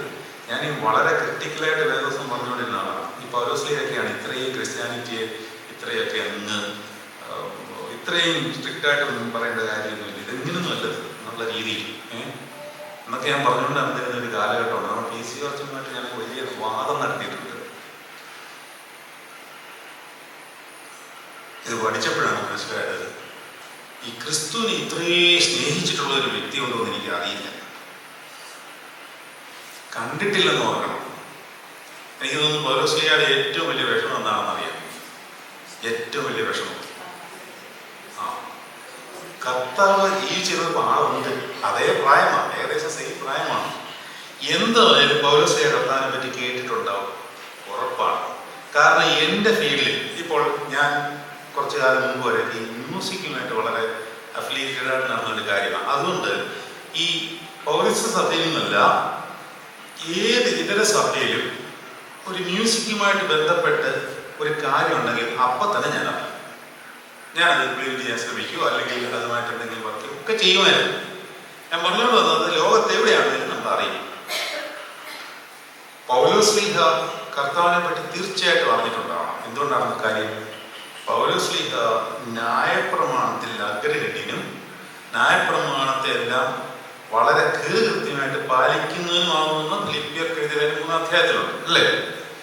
ഇസ്രായേൽ ജാതിക്കാരൻ, ന്യായപ്രമാണം സംബന്ധിച്ച് പരീശൻ എന്നൊക്കെ പറഞ്ഞ് താഴോട്ടുണ്ട്. എങ്കിലും ഇതെല്ലാം ഞാൻ ക്രിസ്തുനിത്വം ചെയ്തു നിന്നു എന്ന് പറയുന്നുണ്ട്. ഞാൻ പറഞ്ഞുകൊണ്ട് വന്നതിൻ്റെ കാര്യം, ഇങ്ങനെ ന്യായപ്രമാണത്തെ വളരെ കർക്കശമായിട്ട് പഠിക്കുകയും അത് പാലിക്കുകയും അതിനനുസരിച്ച് ജീവിക്കുകയും ചെയ്യുന്ന ഒരാൾ ഇതിനെ ചോദ്യം ചെയ്തുകൊണ്ട് മറ്റൊരു സുവിശേഷം പോലെ ഇസ്രായേൽ രാജ്യത്ത് പ്രചരിപ്പിക്കുമ്പോൾ, പ്രത്യേകിച്ച് ഗമാലിയേലിന്റെ ശിഷ്യനായിരുന്ന പൗലോസ്ലീഹ ഇത് തീർച്ചയായിട്ടും അറിഞ്ഞിട്ടുള്ളതാണ്. ക്രിസ്തുവിനെ കാണണം, വേണമെങ്കിൽ കൊന്നു കളഞ്ഞേക്കണമെന്നും വിചാരിച്ചിട്ടുണ്ടാവും.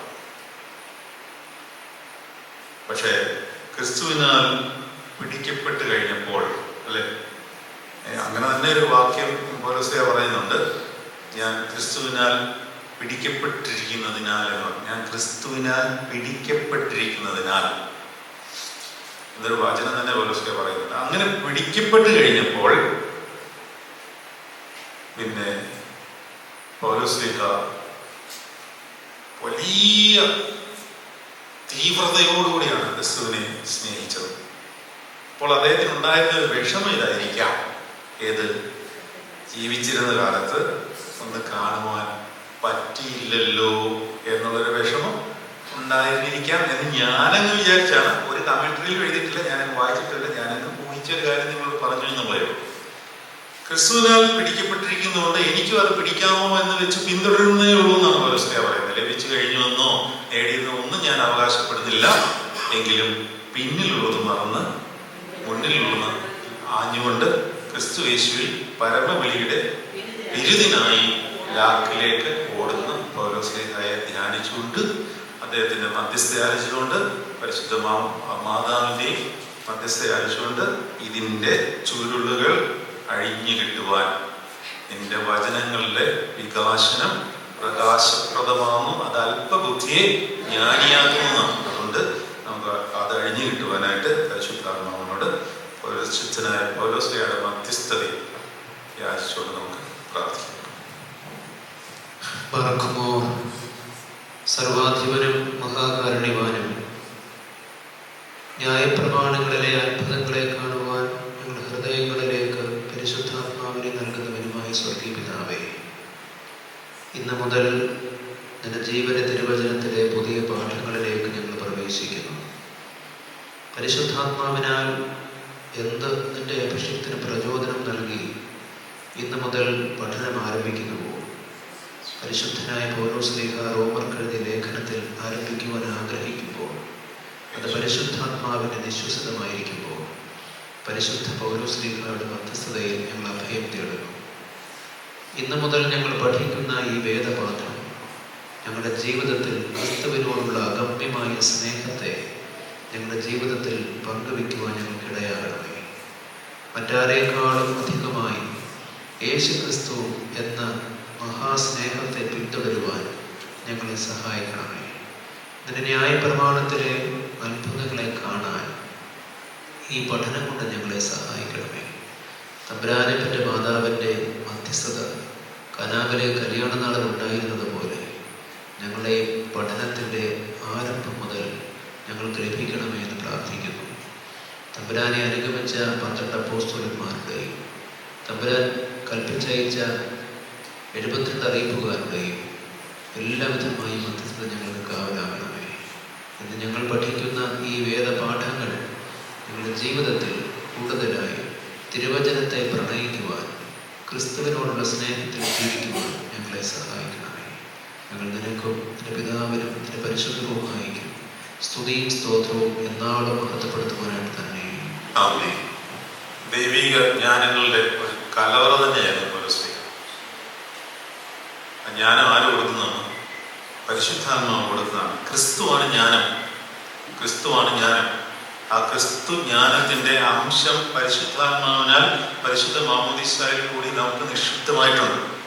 പക്ഷെ അതിലോട്ട് നമ്മൾ എക്സ്കവേഷൻ നടത്താത്തതുകൊണ്ടാണ്, അല്ലെങ്കിൽ അതിലോട്ട് നമ്മൾ ശ്രദ്ധ കേന്ദ്രീകരിക്കാത്തതുകൊണ്ടാണ് ഈ ജ്ഞാനം നമ്മുടെ ഉള്ളിൽ മുളയ്ക്കാത്തത്. പരിശുദ്ധാത്മാവിൻ്റെ നിക്ഷേപം മാമോദീസായിൽ കൂടി കിട്ടിയത് ജ്ഞാനമാണ്. അതുകൊണ്ടാണ് ആ സ്നാനത്തെ എപ്രകാരം പറയുന്നത്? ജ്ഞാനസ്നാനം. ആ ജ്ഞാന ക്രിസ്തുവാണ്. ഞാനൊരു ചെറിയ ഉദാഹരണം പറയാം. ഉദാഹരണമല്ല, ഒരു വെളിച്ചം പറയാം. അതായത് ഒരു മനുഷ്യൻ ഉണ്ടാകുന്നത് എങ്ങനെ? ബീജസങ്കലനത്തിൽ കൂടിയാണ് ആണല്ലോ. അനേകായിരം ബീജങ്ങൾ ഒരണ്ടവുമായിട്ടാണ് ചേരുന്നത്. അങ്ങനെ ആ ഒരണ്ടവുമായിട്ട് ചേരുമ്പോൾ അതൊരു മനുഷ്യ ശരീരമായിട്ട് പതിയെ പതിയെ രൂപാന്തരപ്പെടും. ആത്മാവിന് ഇങ്ങനെയൊരു സങ്കലനമുണ്ട്. ആത്മാവിന് ഒരു ജനനമുണ്ട് എന്ന് പറഞ്ഞാൽ അത് നിത്യതയിലാണ് ആ ജനനം. അതുകൊണ്ട് അതിനൊരു സമയം നിശ്ചയിക്കുവാൻ സാധ്യമല്ല. എനിക്ക് ആദ്യമേ ഇങ്ങനെ ഹെവി ഡോസ് തരുവാൻ താല്പര്യമില്ല, പക്ഷെ ഇപ്പം അങ്ങോട്ട് വന്നതുകൊണ്ട് അത് പറയുക. അതായത് കർത്താവ് എന്ന് പറയുന്ന ജ്ഞാനം, അനേക ജ്ഞാനങ്ങളുടെ ബഹുസമ്പത്താണ് യേശുക്രിസ്തു. അവൻ ജ്ഞാനമാണ്. ആഴത്തിന്റെ ഉപരിതലത്തിൽ വൃത്തം വരച്ചപ്പോഴും ജ്ഞാനമാകുന്ന ഞാൻ പിതാവിനോടുകൂടി ഉണ്ടായിരുന്നുവെന്ന് സദൃശ്യവാക്യങ്ങൾ 7-ാം അധ്യായത്തിലുണ്ട്. അവൻ ഭൂമിയുടെ അടിയിൽ വൃത്തം വരച്ചപ്പോഴും, അല്ലെ? സദൃശ്യവാക്യങ്ങൾ സങ്കീർത്തനം സദൃശ്യവാക്യങ്ങൾ 7-ാം അധ്യായം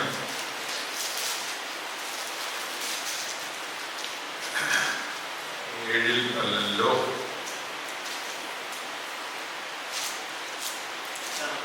8-ാം അധ്യായം 8-ാം അധ്യായമാണ്.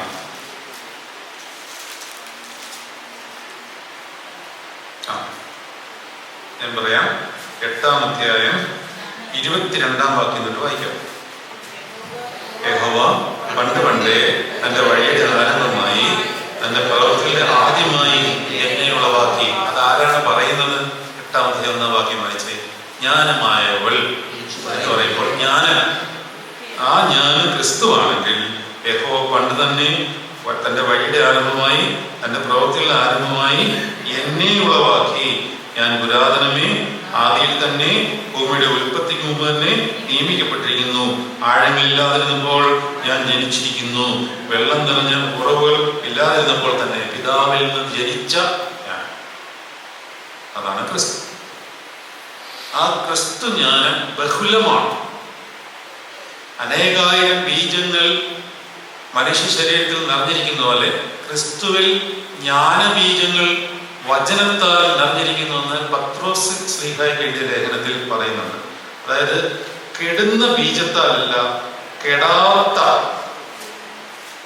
ജീവനുള്ള നിലനിൽക്കുന്നതുമായ ദൈവവചനത്താൽ തന്നെ എന്ന് 1 പത്രോസ് 1-ാം അധ്യായം 23-ാം വാക്യത്തിൽ പറയുന്നു. 1 പത്രോസ് 1-ാം അധ്യായം 23-ാം വാക്യം വായിക്കാമോ? 1 പത്രോസ് 1:23. കെടുന്ന ബീജത്താലല്ല, കെടാത്തതിനാൽ ജീവനുള്ളതും നിലനിൽക്കുന്നതുമായ ദൈവവചനത്താൽ തന്നെ നിങ്ങൾ വീണ്ടും അപ്പോൾ ദൈവവചനമാകുന്ന ജ്ഞാനം ആ ബഹുല ജ്ഞാനം പരിശുദ്ധാത്മാവിൻ്റെ ഒരംശവുമായിട്ട് ചേർന്നു. നിങ്ങൾ അംശവുമായിട്ട് എന്ന് പറയുമ്പോൾ തെറ്റിദ്ധരിക്കരുത്. ഈ അംശം എന്ന് പറഞ്ഞാൽ പരിശുദ്ധാത്മാവ് പൂർണ്ണമല്ല എന്നല്ല. ഉദാഹരണം പറഞ്ഞാൽ, ഇപ്പോൾ സമുദ്രത്തിൽ നിന്ന് ഒരു തുള്ളി വെള്ളം കോരിയെടുക്കും. സമുദ്രത്തിൽ നിന്ന് ഒരു തുള്ളി വെള്ളം കോരിയെടുക്കും. ആ വെള്ളത്തിന് സമുദ്രത്തിൽ കിടക്കുന്ന വെള്ളത്തിൻ്റെ എല്ലാ ക്വാളിറ്റീസും ഉണ്ട്. പക്ഷെ കയ്യിലിരിക്കുമ്പോൾ അത് സമുദ്രമല്ല. അത് സമുദ്രത്തിനോട് ചേർന്ന് നിന്നെങ്കിൽ മാത്രമേ ആ വെള്ളത്തെ സമുദ്രം എന്ന് വിളിക്കാൻ പറ്റത്തുള്ളൂ. കൈക്കുമ്പിളിൽ എടുത്തു കഴിഞ്ഞാൽ പിന്നെ സമുദ്രം എന്ന് വിളിക്കാൻ പറ്റില്ല. അതേസമയം നമ്മുടെ കയ്യിലുള്ള ഒരു തുള്ളി വെള്ളമാണ്. പക്ഷെ സമുദ്രത്തിലെ വെള്ളത്തിന്റെ എല്ലാ ക്വാളിറ്റീസും ഈ വെള്ളത്തിനുണ്ട്. ഇതുപോലെ പരിശുദ്ധാത്മാവ് പരിശുദ്ധ മാമോദീസായിൽ കൂടി നമ്മളിൽ നിക്ഷിപ്തമാകുമ്പോൾ, നിക്ഷേപിക്കപ്പെടുമ്പോൾ നമ്മൾ ദൈവമാകില്ല. പക്ഷേ നമ്മളൊരു കാലത്ത് ദൈവത്തിൽ അലിഞ്ഞു ചെയ്യും, ക്രിസ്തുവിൽ ആകും. പൗലോസ്ലീഹ നിങ്ങൾ ശ്രദ്ധിച്ചോണം, എപ്പോഴും ഉപയോഗിക്കുന്ന ഒരു വാക്കാണ് എൻ ക്രിസ്റ്റോസ് എന്ന് പറഞ്ഞാൽ ഇൻ ക്രൈസ്റ്റ്, ക്രിസ്തുവേശുവിൽ. ക്രിസ്തുവേശുവിൽ എപ്പോഴും പറയും, ക്രിസ്തുവേശുവിൽ ബന്ധിക്കപ്പെട്ടവനായ ഞാൻ നിങ്ങളോട് അപേക്ഷിക്കുന്നത് എന്നാൽ എൻ്റെ കർത്താവായ യേശു ക്രിസ്തുവിലുള്ള പരിജ്ഞാനത്തിൻ്റെ ശ്രേഷ്ഠത്വം ഞാൻ ഇപ്പോഴും എല്ലാം ഉപേക്ഷിച്ച് അവിടെ നിന്നു. ഇങ്ങനെയൊക്കെ പല രീതിയിൽ ക്രിസ്തുവേശുവിൽ എന്ന് പറയും. ക്രിസ്തുവേശുവിൽ ആയിരിക്കുന്നവൻ പുതിയ സൃഷ്ടിയാവുന്നതാണ്. പറഞ്ഞോളൂ അതിൻ്റെ സാരം. പരിശുദ്ധാത്മാവ് ഈ ബഹുജ്ഞാനത്തോട് അതിൻ്റെ ഒരംശം, ഒരു തുള്ളി ചേർന്നിട്ട് അവിടെ ഒരു ആത്മാവ് ഫോം ചെയ്യും. എങ്ങനെ? വല്ല പിടിയോ? ഇച്ചിരി ഹൈ ഡോസ് സാധനമാണ് തരുന്നത്. ആദ്യം ഇങ്ങനെ പറയുന്നതിൽ എനിക്ക് വിഷമമുണ്ട്, പക്ഷെ പറയാതിരിക്കാൻ നിവർത്തിയില്ല. ഇത് വന്നതുകൊണ്ടെന്ന് പറയാം. എങ്ങനെയാണ് നമ്മുടെ ശരീരം ഉണ്ടാകുന്നത് പോലെ നമ്മുടെ ആത്മാവ് ഉണ്ടായത്? ദൈവം സൃഷ്ടിച്ചുണ്ടാക്കിയാണോ ആത്മാവ്? അത് നിങ്ങൾ വിശ്വസിക്കുന്നുണ്ടോ? സക്കറിയ 12:1 എടുക്കും. സക്കറിയ 12:1. സക്കറിയ 12:1.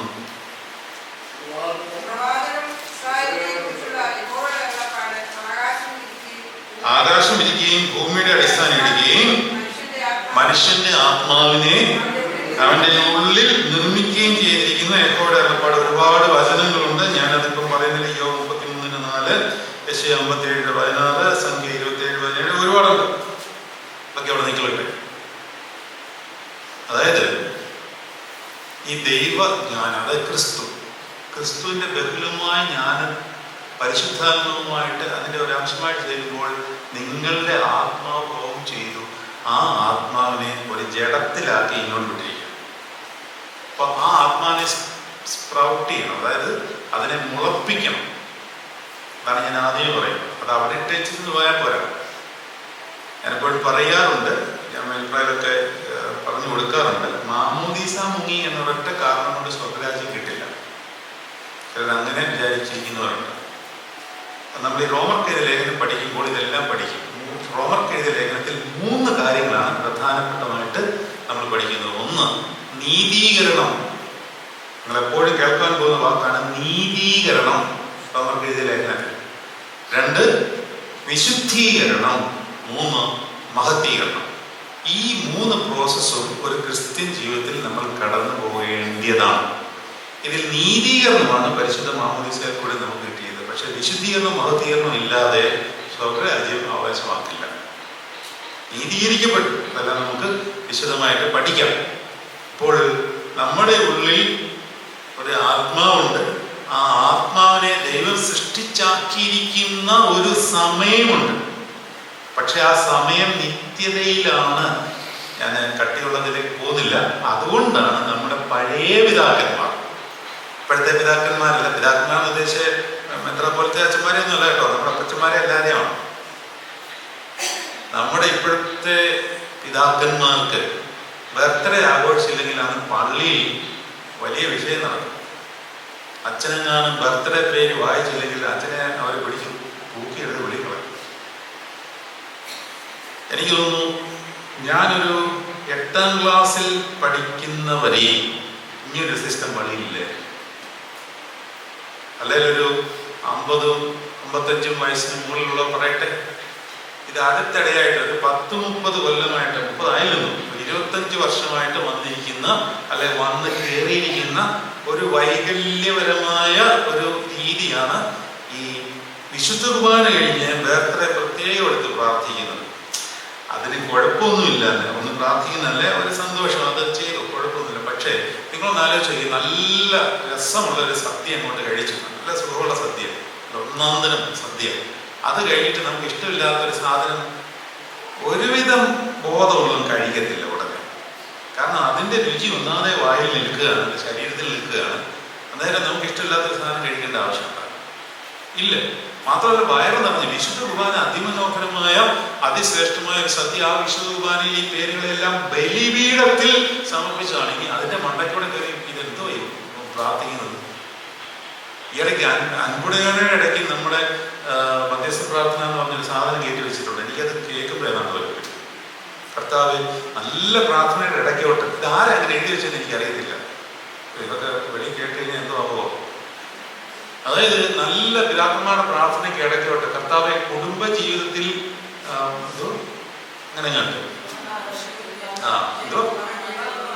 വിവാഹ വാർഷികം ആഘോഷിക്കുന്ന, ജന്മദിനവും വിവാഹ വാർഷികം ആഘോഷിക്കുന്ന, അതിന് മുകളിലുള്ള പ്രാർത്ഥന, താഴെയുള്ള പ്രാർത്ഥന അതിമനോഹരമായ എൻ്റെ പിതാവിനാൽ അനുഗ്രഹിക്കപ്പെട്ടവരെ ലോകാവസാനം മുതൽ നിങ്ങൾക്ക് ഇരിക്കുന്ന മണവരിലേക്ക് പ്രവേശിക്കുന്നത് എന്ന് പറയുന്ന ഇമ്പകരമായ ശബ്ദം കേൾക്കുവാൻ ഞങ്ങളെ യോഗ്യരാക്കണമേ. കർത്താവെ കുടുംബ ജീവിതത്തിലും വിവാഹ ജീവിതത്തിലും ഒരു ചേർച്ചയില്ലല്ലോ മൊത്തത്തില്.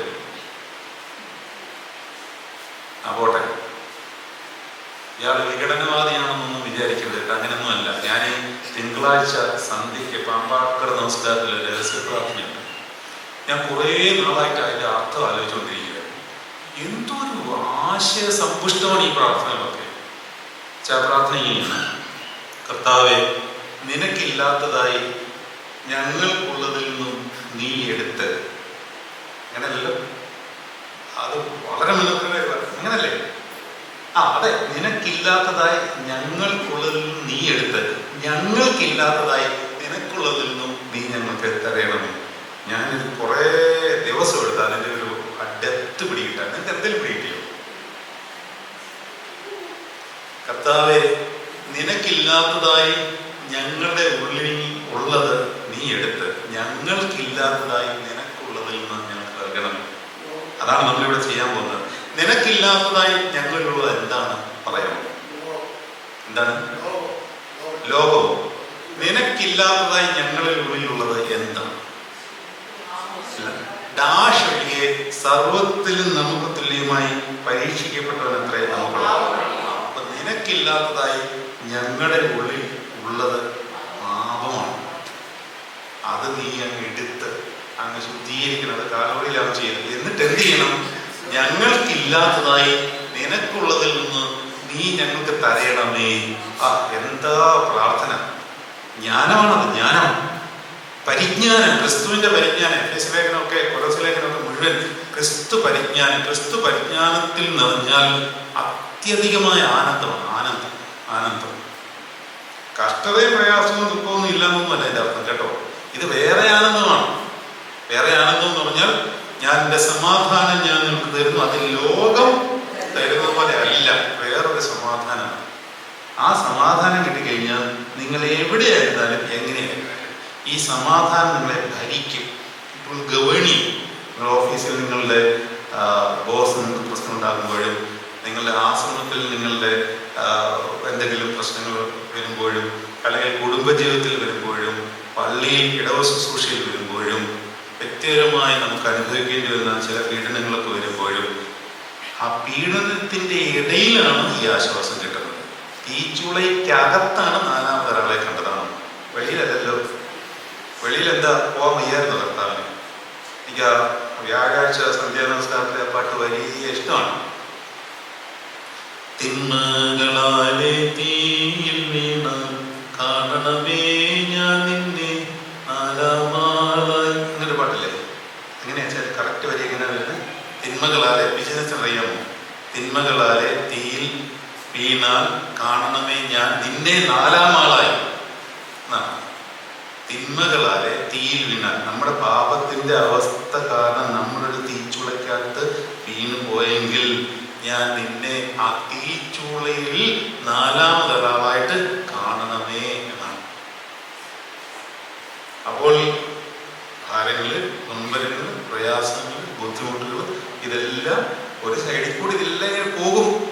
മനുഷ്യർക്ക് നടപ്പല്ലാത്ത പരീക്ഷ നിങ്ങൾക്ക് നേരിട്ടിട്ടില്ല. നിങ്ങൾക്ക് കഴിയുന്നതിന് മേലെ പരീക്ഷ നേരിടുവാൻ സമ്മതിക്കാതെ അവർ പരീക്ഷയോടുകൂടി മൂക്കൊഴി വരും. അങ്ങനെ പരീക്ഷയുണ്ട്, പരീക്ഷ ഇല്ലാതെ അങ്ങനെ നിങ്ങൾ പാസ്സായെന്ന് അറിയുന്നത്. ഈ സാധനം ഉള്ളിലുള്ളത് സ്പ്രൗട്ട് ചെയ്തോ ഇല്ലയോ എന്നെങ്ങനെ അറിയുന്നത്? അറിയണ്ടേ? നിങ്ങൾ വലിയ ക്ഷമയുള്ളതാണെന്ന് പറയുന്നു. കർത്താവ് പറയുന്നത് ക്ഷമ കൊണ്ട് നിങ്ങൾ പ്രാർത്ഥന, ക്ഷമ ഉണ്ടെങ്കിൽ മാത്രമേ സ്വർഗരാജ്യം അവകാശമാക്കിയുള്ളൂ എന്ന് പറയുന്നു. ഇത് ക്ഷമയുണ്ടല്ലോ എന്ന് അറിയണ്ടേ? അതിന് പള്ളിയിലിരിക്കുന്ന ടിജു അച്ഛനെ ഒരു കർക്കശക്കാരനായ ഭരണസമിതിക്ക് മുമ്പിൽ ഇട്ടുകൊടുത്തു കർത്താവ്. അവിടെ അറിയാം ടിജു അച്ഛന് ക്ഷമയുണ്ടോ ഇല്ലെന്ന് പറഞ്ഞു. അത് ഇട്ടുകൊടുക്കും, ഏൽപ്പിക്കുമെന്നാണ് റോമർക്കെഴുതിയ ലേഖനത്തിൽ ഉണ്ട്. അതിനാണ് ഞാനിത് പറഞ്ഞത്. നിങ്ങൾ അതൊന്ന് വായിച്ചേ. റോമർക്കെഴുതിയ ലേഖനം 1-ാം അധ്യായം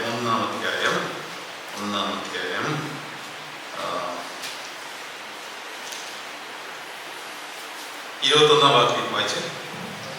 അവർ ദൈവത്തെ അറിഞ്ഞിട്ടും അവനെ ദൈവമെന്നോർത്ത് മഹത്വീകരിക്കുകയോ നന്ദി കാണിക്കുകയോ ചെയ്യാതെ തങ്ങളുടെ നിരൂപണങ്ങളിൽ വ്യർത്ഥരായി തീർന്നു. അവരുടെ വിവേകമില്ലാതെ ഹൃദയം ഇരുണ്ടുപോയി. 24-ാം വാക്യം. അതുകൊണ്ട് ദൈവം തങ്ങളുടെ ഹൃദയങ്ങളിലെ മോഹങ്ങളിൽ സ്വന്തം ശരീരങ്ങളെ തമ്മിൽ അവമാനിക്കേണ്ടതിന് ഏൽപ്പിച്ചു. ദൈവം ഏൽപ്പിച്ചു കൊടുത്തത്. അപ്പൊ ഇത് പഠിക്കണ്ടേ? ഇത് ചുമ്മാ വായിച്ചു വിട്ടാ പോരെ? മതിയോ? ദൈവം തന്നെ ഏൽപ്പിച്ചു കൊടുത്തത്. തെസ്സലോനിക്കരുടെ ലേഖനത്തിൽ പറയുന്നുണ്ട്, ദൈവം വ്യാജത്തിന്റെ ശക്തിക്ക് നമ്മളെ വിട്ടുകൊടുത്തതാണ്. ദൈവം വിട്ടുകൊടുത്തത് പിശാച് കൊണ്ടിട്ടെന്നല്ല. ദൈവം നമ്മളെ ഇങ്ങനെ പിശാചിന്റെ കയ്യിലോട്ട് വിട്ടുകൊടുത്തു. അപ്പോൾ ഇത് എന്താണ് ഇതിനകത്തെ മർമ്മം നമ്മൾ പഠിക്കേണ്ടിയിരിക്കും. അപ്പോൾ നമുക്ക് തിരിച്ചു വരാം. എന്റെ വാച്ച നിന്നുപോയി.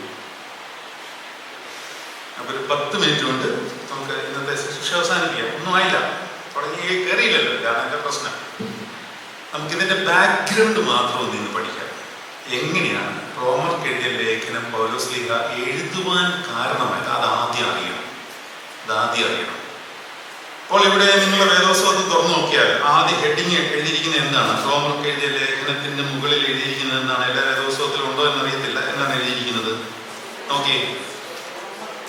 റോമർക്ക് എഴുതിയ ലേഖനം എഴുതിയിരിക്കുന്നത് അപ്പോസ്തലനായ പൗലോസ്ലീഹ റോമർക്ക് എഴുതിയ ലേഖനം എന്നാണ് എഴുതിയിരിക്കുന്നത്. ഇത് എഴുതിയത് പൗലോസ്ലീഹ അല്ല. എന്ന് പറഞ്ഞാൽ പൗലോസ്ലീഹയുടെ ആശയാണ് എഴുതാൻ വേണ്ടി ഒരു കോപ്പി റൈറ്റർ ഉണ്ടായിരുന്നു. ആ കോപ്പി റൈറ്റർ പേര് ഞാൻ പെട്ടെന്ന് വന്നിട്ട് തീർത്തോൺ അങ്ങനെ കാണാം. എന്നിട്ട് ഹേബ എന്ന് പറയുന്ന ഒരു സ്ത്രീയുടെ വശം കൊടുത്തയക്കുകയായിരുന്നു ഈ ലേഖനം. പക്ഷെ ഈ റോമർക്ക് എഴുതിയ ലേഖനം എഴുതുവാനുണ്ടായ ഒരു സാഹചര്യം ആദ്യം നമ്മൾ മനസ്സിലാക്കിയിരിക്കണം. പൗലോസ്ലീഹയുടെ മുഴുവൻ മിഷണറി യാത്ര സമാപിക്കുന്നത് റോമിലാണ്. ഈ റോമർക്ക് എഴുതിയ ലേഖനം എഴുതുന്ന സമയത്ത് പൗലോസ്ലീഹ റോമിൽ പോയിട്ടില്ല, റോം കണ്ടിട്ടില്ല. നിങ്ങളൊന്ന് ആലോചിച്ച് നോക്കണം. പൗലോസ്ലീഹയുടെ മിഷണറി യാത്ര എന്ന് പറയുന്നത് യെരുശലേം മുതൽ, അതായത് ഇങ്ങ് കിഴക്കേ അറ്റം മുതൽ അങ്ങ് റോം വരെയാണ്. ഏകദേശം ഇവിടുന്ന് കാശ്മീർ വരെയുള്ള ദൂരമുണ്ട്. ഇതിനിടയ്ക്കാണ് കോരിന്ത്യ, ഫിലിപ്പീൻസ്, എഫീസസ് ഉണ്ടായ സ്ഥലങ്ങൾ. അപ്പോൾ ഇതുവഴിയെല്ലാം യാത്ര കപ്പൽ വഴിയും നടന്നും അല്ലാതൊക്കെയാണ് ഈ പോകുന്നത്. ദൂരം ഒന്ന് ആലോചിച്ച് നോക്കണം. ഏകദേശം ഒരു ഇന്ത്യ മുഴുവൻ സുവിശേഷവൽക്കരിക്കുന്നത് പോലെയാണ് ഏഷ്യ മൈനർ മൊത്തവും പൗലോസ്ലീഹ സുവിശേഷം അറിയിച്ചത്. ഞാൻ നിങ്ങളോട് ചോദ്യം ചോദിക്കാം. ഇത് പഠന ക്ലാസ്സാണല്ലോ, ചോദ്യം വരും. പൗലോസ്ലീഹ റോമർക്ക് എഴുതിയ ലേഖനം എന്ന് പറയുമ്പോൾ റോമിൽ ഒരു സഭ ഉണ്ടായിരിക്കുമല്ലോ, അല്ലേ? റോമിൽ ആരാണ് സഭ സ്ഥാപിച്ചത്?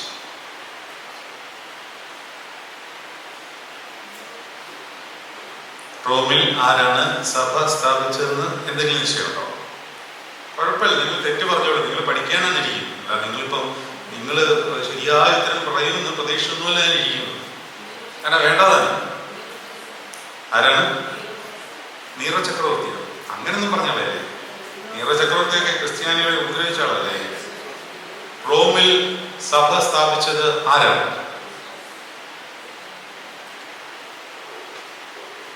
അറിയാൻ സാധ്യതയില്ല. അത് പൊതുവെ ഞാനും ഈയിടെയാണ് അങ്ങനെ തന്നെ ചിന്തിക്കുന്നത്. ഇത് ഞാൻ അന്വേഷിച്ചിറങ്ങിയപ്പോഴാണ് അങ്ങനെ പിടിയിട്ടത്. അല്ല, എങ്ങനെ മനസ്സിലാകാനാണ്? നമ്മുടെ വിചാരം ഈ എഴുതിയ ലേഖനങ്ങളെല്ലാം പൗലോസ്ലീഹ എഴുതിയോണ്ട് പൗലോസ്ലീഹയാണ് ഈ സഭയെല്ലാം സ്ഥാപിച്ചതെന്നാണ്. ഒരുവിധപ്പെട്ട ലേഖനങ്ങളുടെ എല്ലാം സ്ഥാപനം പൗലോസ്ലീഹ തന്നെയാണെന്നാണ് കേട്ടോ. അതിന് സംശയമൊന്നുമില്ല. ബിക്കോസ് എഫേസസിൽ എഴുതിയ ലേഖനം, ഗലാത്യർക്ക് എഴുതിയ ലേഖനം, അവിടെ എല്ലാം ഗലേഷ്യയിലും എഫേസസിലും ഒക്കെ പൗലോസ്ലീഹയാണ് ആ സഭ സ്ഥാപിച്ചത്.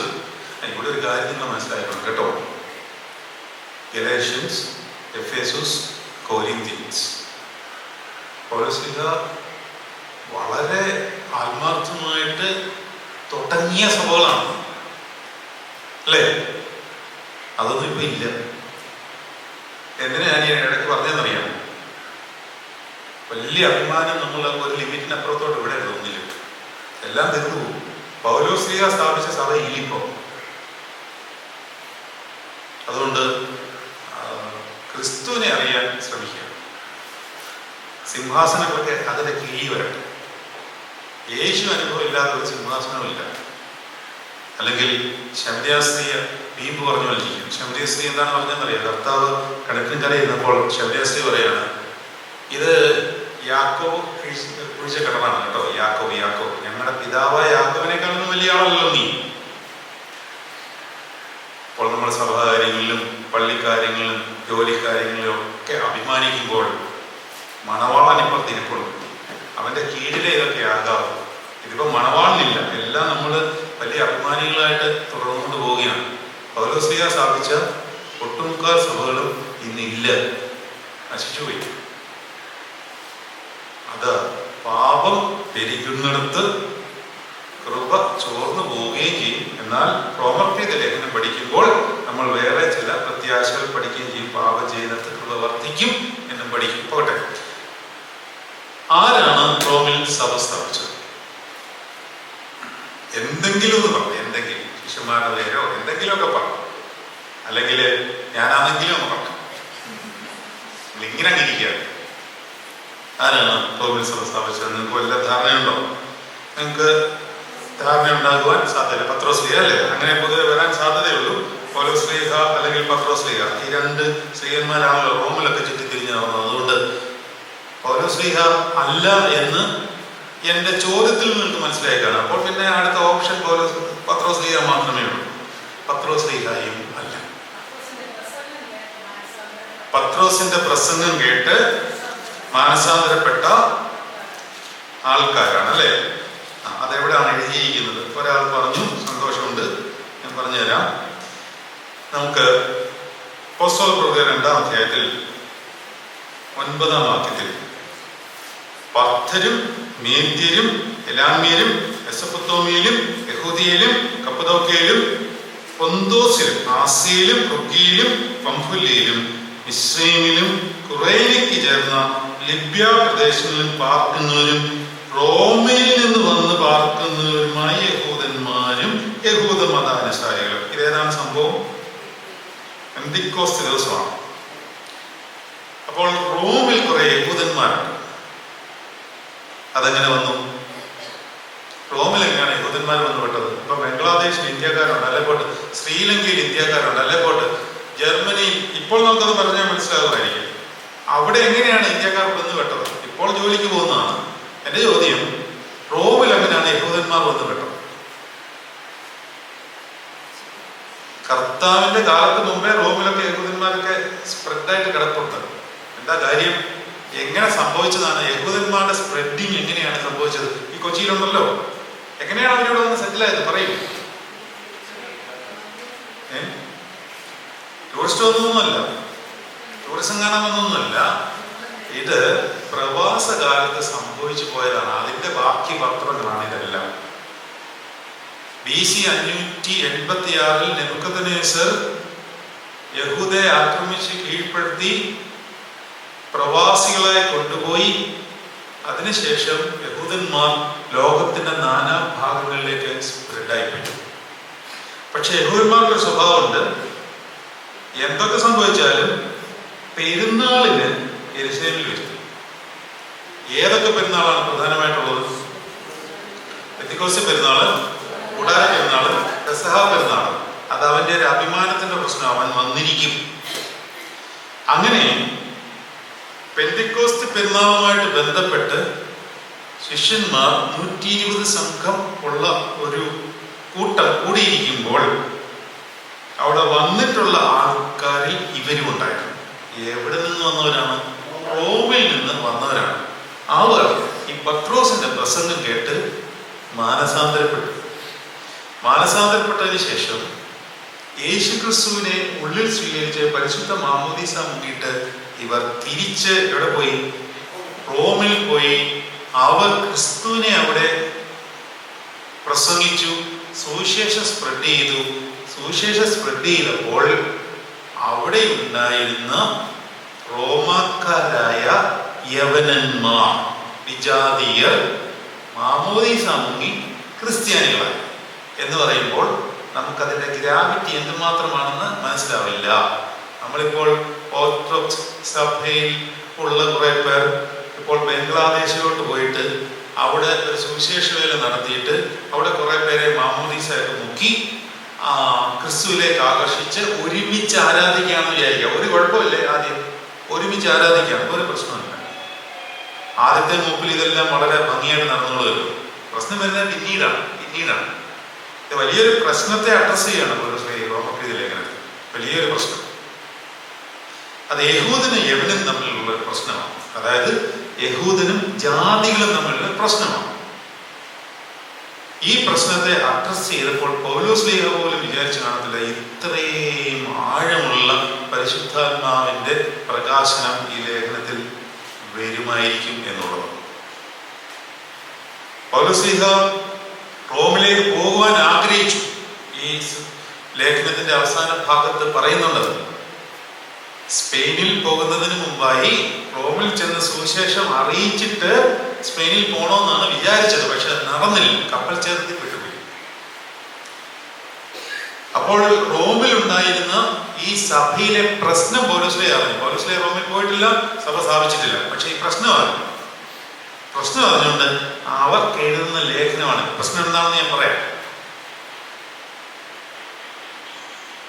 ഇത് വായിക്കുമ്പോൾ ആകെ മൊത്തവും വളരെ ക്രക്സായിട്ട് ഞെരിക്കുകയാണ് എഴുതിയിരിക്കുന്നത്.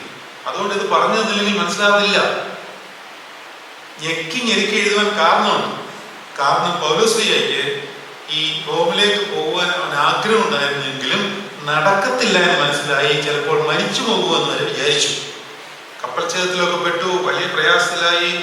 കൊടുങ്കാറ്റ്, ആകുലത, പട്ടിണി, നഗ്നത, എല്ലാ ഭീകരതയും പൗലോസ്ലീഹ അനുഭവിച്ചുകൊണ്ട് പോകാൻ പറ്റുമോ എന്നുള്ളൊരു സംശയം ഉണ്ടായതുകൊണ്ട് ഈ പ്രയാസങ്ങളുടെ മധ്യത്തിൽ, അതായത് കപ്പലൊക്കെ തകർന്നടിഞ്ഞിരിക്കുന്ന അവസ്ഥയിലും അല്ലാതെ ഉള്ള ഭയങ്കര ഭീകരമായ അവസ്ഥയിലൊക്കെ വേഗം എഴുതി തീർത്താണ്.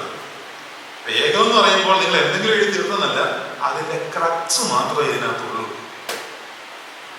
അതായത് വിശദമായിട്ട് എഴുതാൻ പൗലോസ്ലീഹ സമയം കിട്ടിയില്ല. ഇതെങ്ങനെയെങ്കിലും റോമിലെ ആൾക്കാർ വായിക്കണം, എന്നാൽ എല്ലാ കണ്ടന്റും ഉണ്ടാകണം. എന്നാൽ ചിലപ്പോൾ ഞാൻ മരിച്ചു പോയെങ്കിലോ കപ്പൽ ഛേദത്തിലും മിലിത്യാദ്വീപിലും ഒക്കെ പെട്ട് ആകെപ്പാടെ ഇങ്ങോട്ട് പോകണമെന്നുള്ള അവസ്ഥയിൽ കഴിയുകയാണ്. അപ്പോൾ പെട്ടെന്ന് എഴുതി കാച്ചിക്കുറുക്കി എഴുതിയ ലേഖനമായതുകൊണ്ട് അതിനകത്ത് ഹൃദയഭാഗം മാത്രമേ ഉള്ളൂ. അല്ലെങ്കിൽ ഒരു വരി പോലും നമുക്ക് കളയാനില്ല. ഓരോ വരിയും എടുത്ത് പഠിക്കേണ്ടതായിട്ടിരിക്കും. ഇനി അവിടുത്തെ പ്രശ്നം എന്താണെന്ന് പറയാം. റോമിൽ സഭ സ്ഥാപിച്ചു. ആൾക്കാരെല്ലാം വലിയ സന്തോഷമാണ്. എല്ലാവർക്കും ഒക്കെ ഇഷ്ടപ്പെട്ടു. ഒരുമിച്ച് ആരാധന, പ്രാർത്ഥന, സഭ പല വീടുകളിലൊക്കെ കൂടും. അങ്ങനെ ഇരിക്കുമ്പോഴാണ് ആ പ്രദേശം മുഴുവനായി, അതായത് ഏഷ്യ മൈനറും യൂറോപ്പും പ്രദേശം മുഴുവനായി ഒരു വലിയ ക്ഷാമമാണ്. അത് അപ്പോസ്തല പ്രവൃത്തി 11-ാം അധ്യായത്തിലാണെന്ന് പറയുന്നത്. 11-ാം അധ്യായം നടക്കാമോ?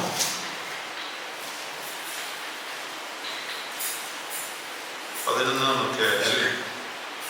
11 11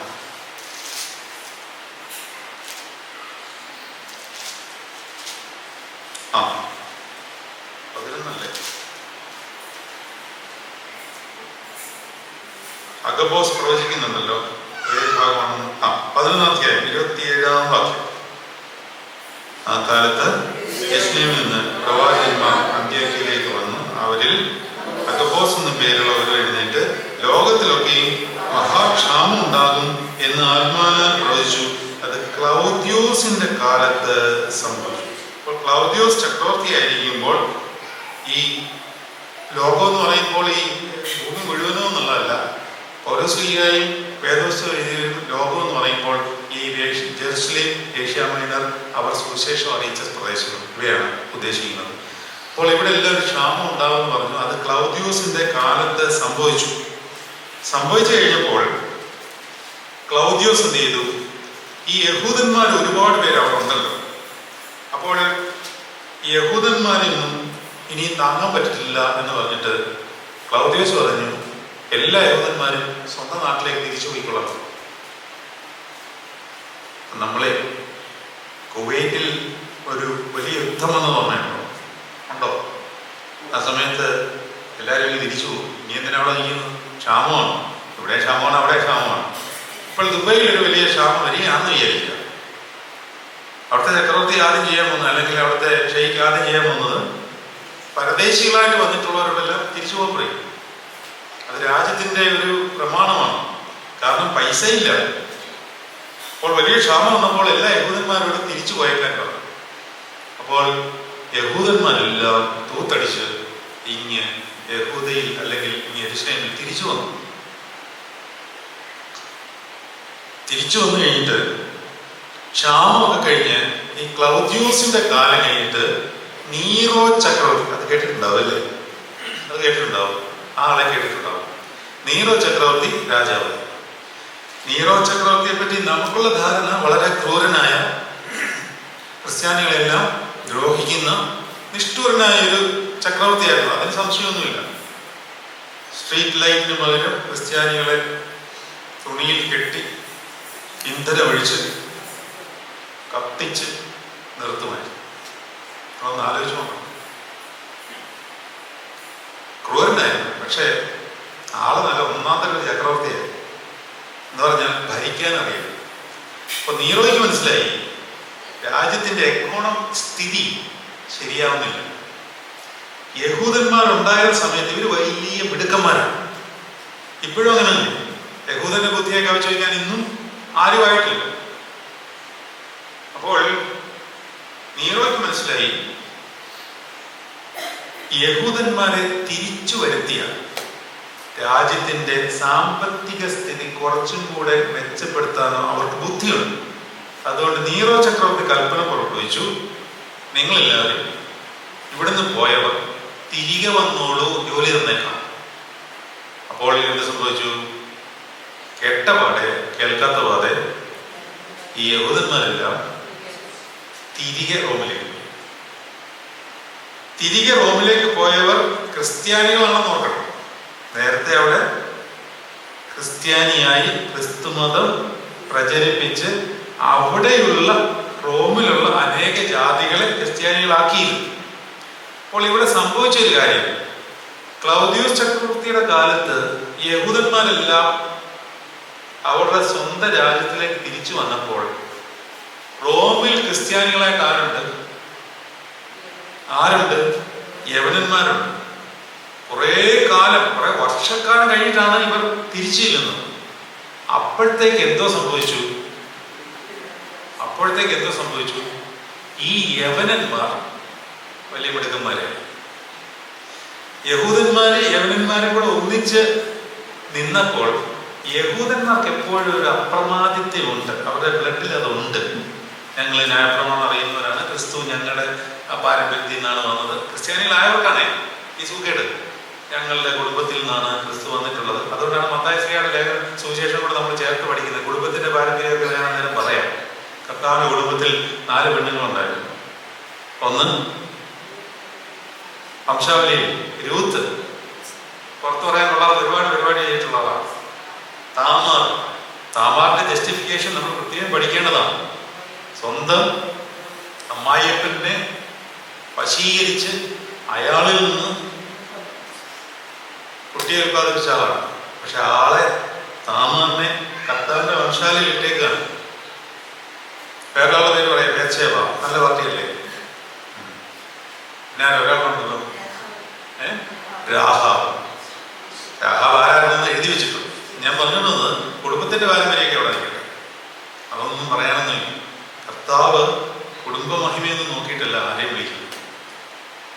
യഹൂദന്മാർക്ക് പൊതുവെ ഇങ്ങനെ ഒരു കുടുംബ മഹിമ അപ്രമാദിത്യമുണ്ട്.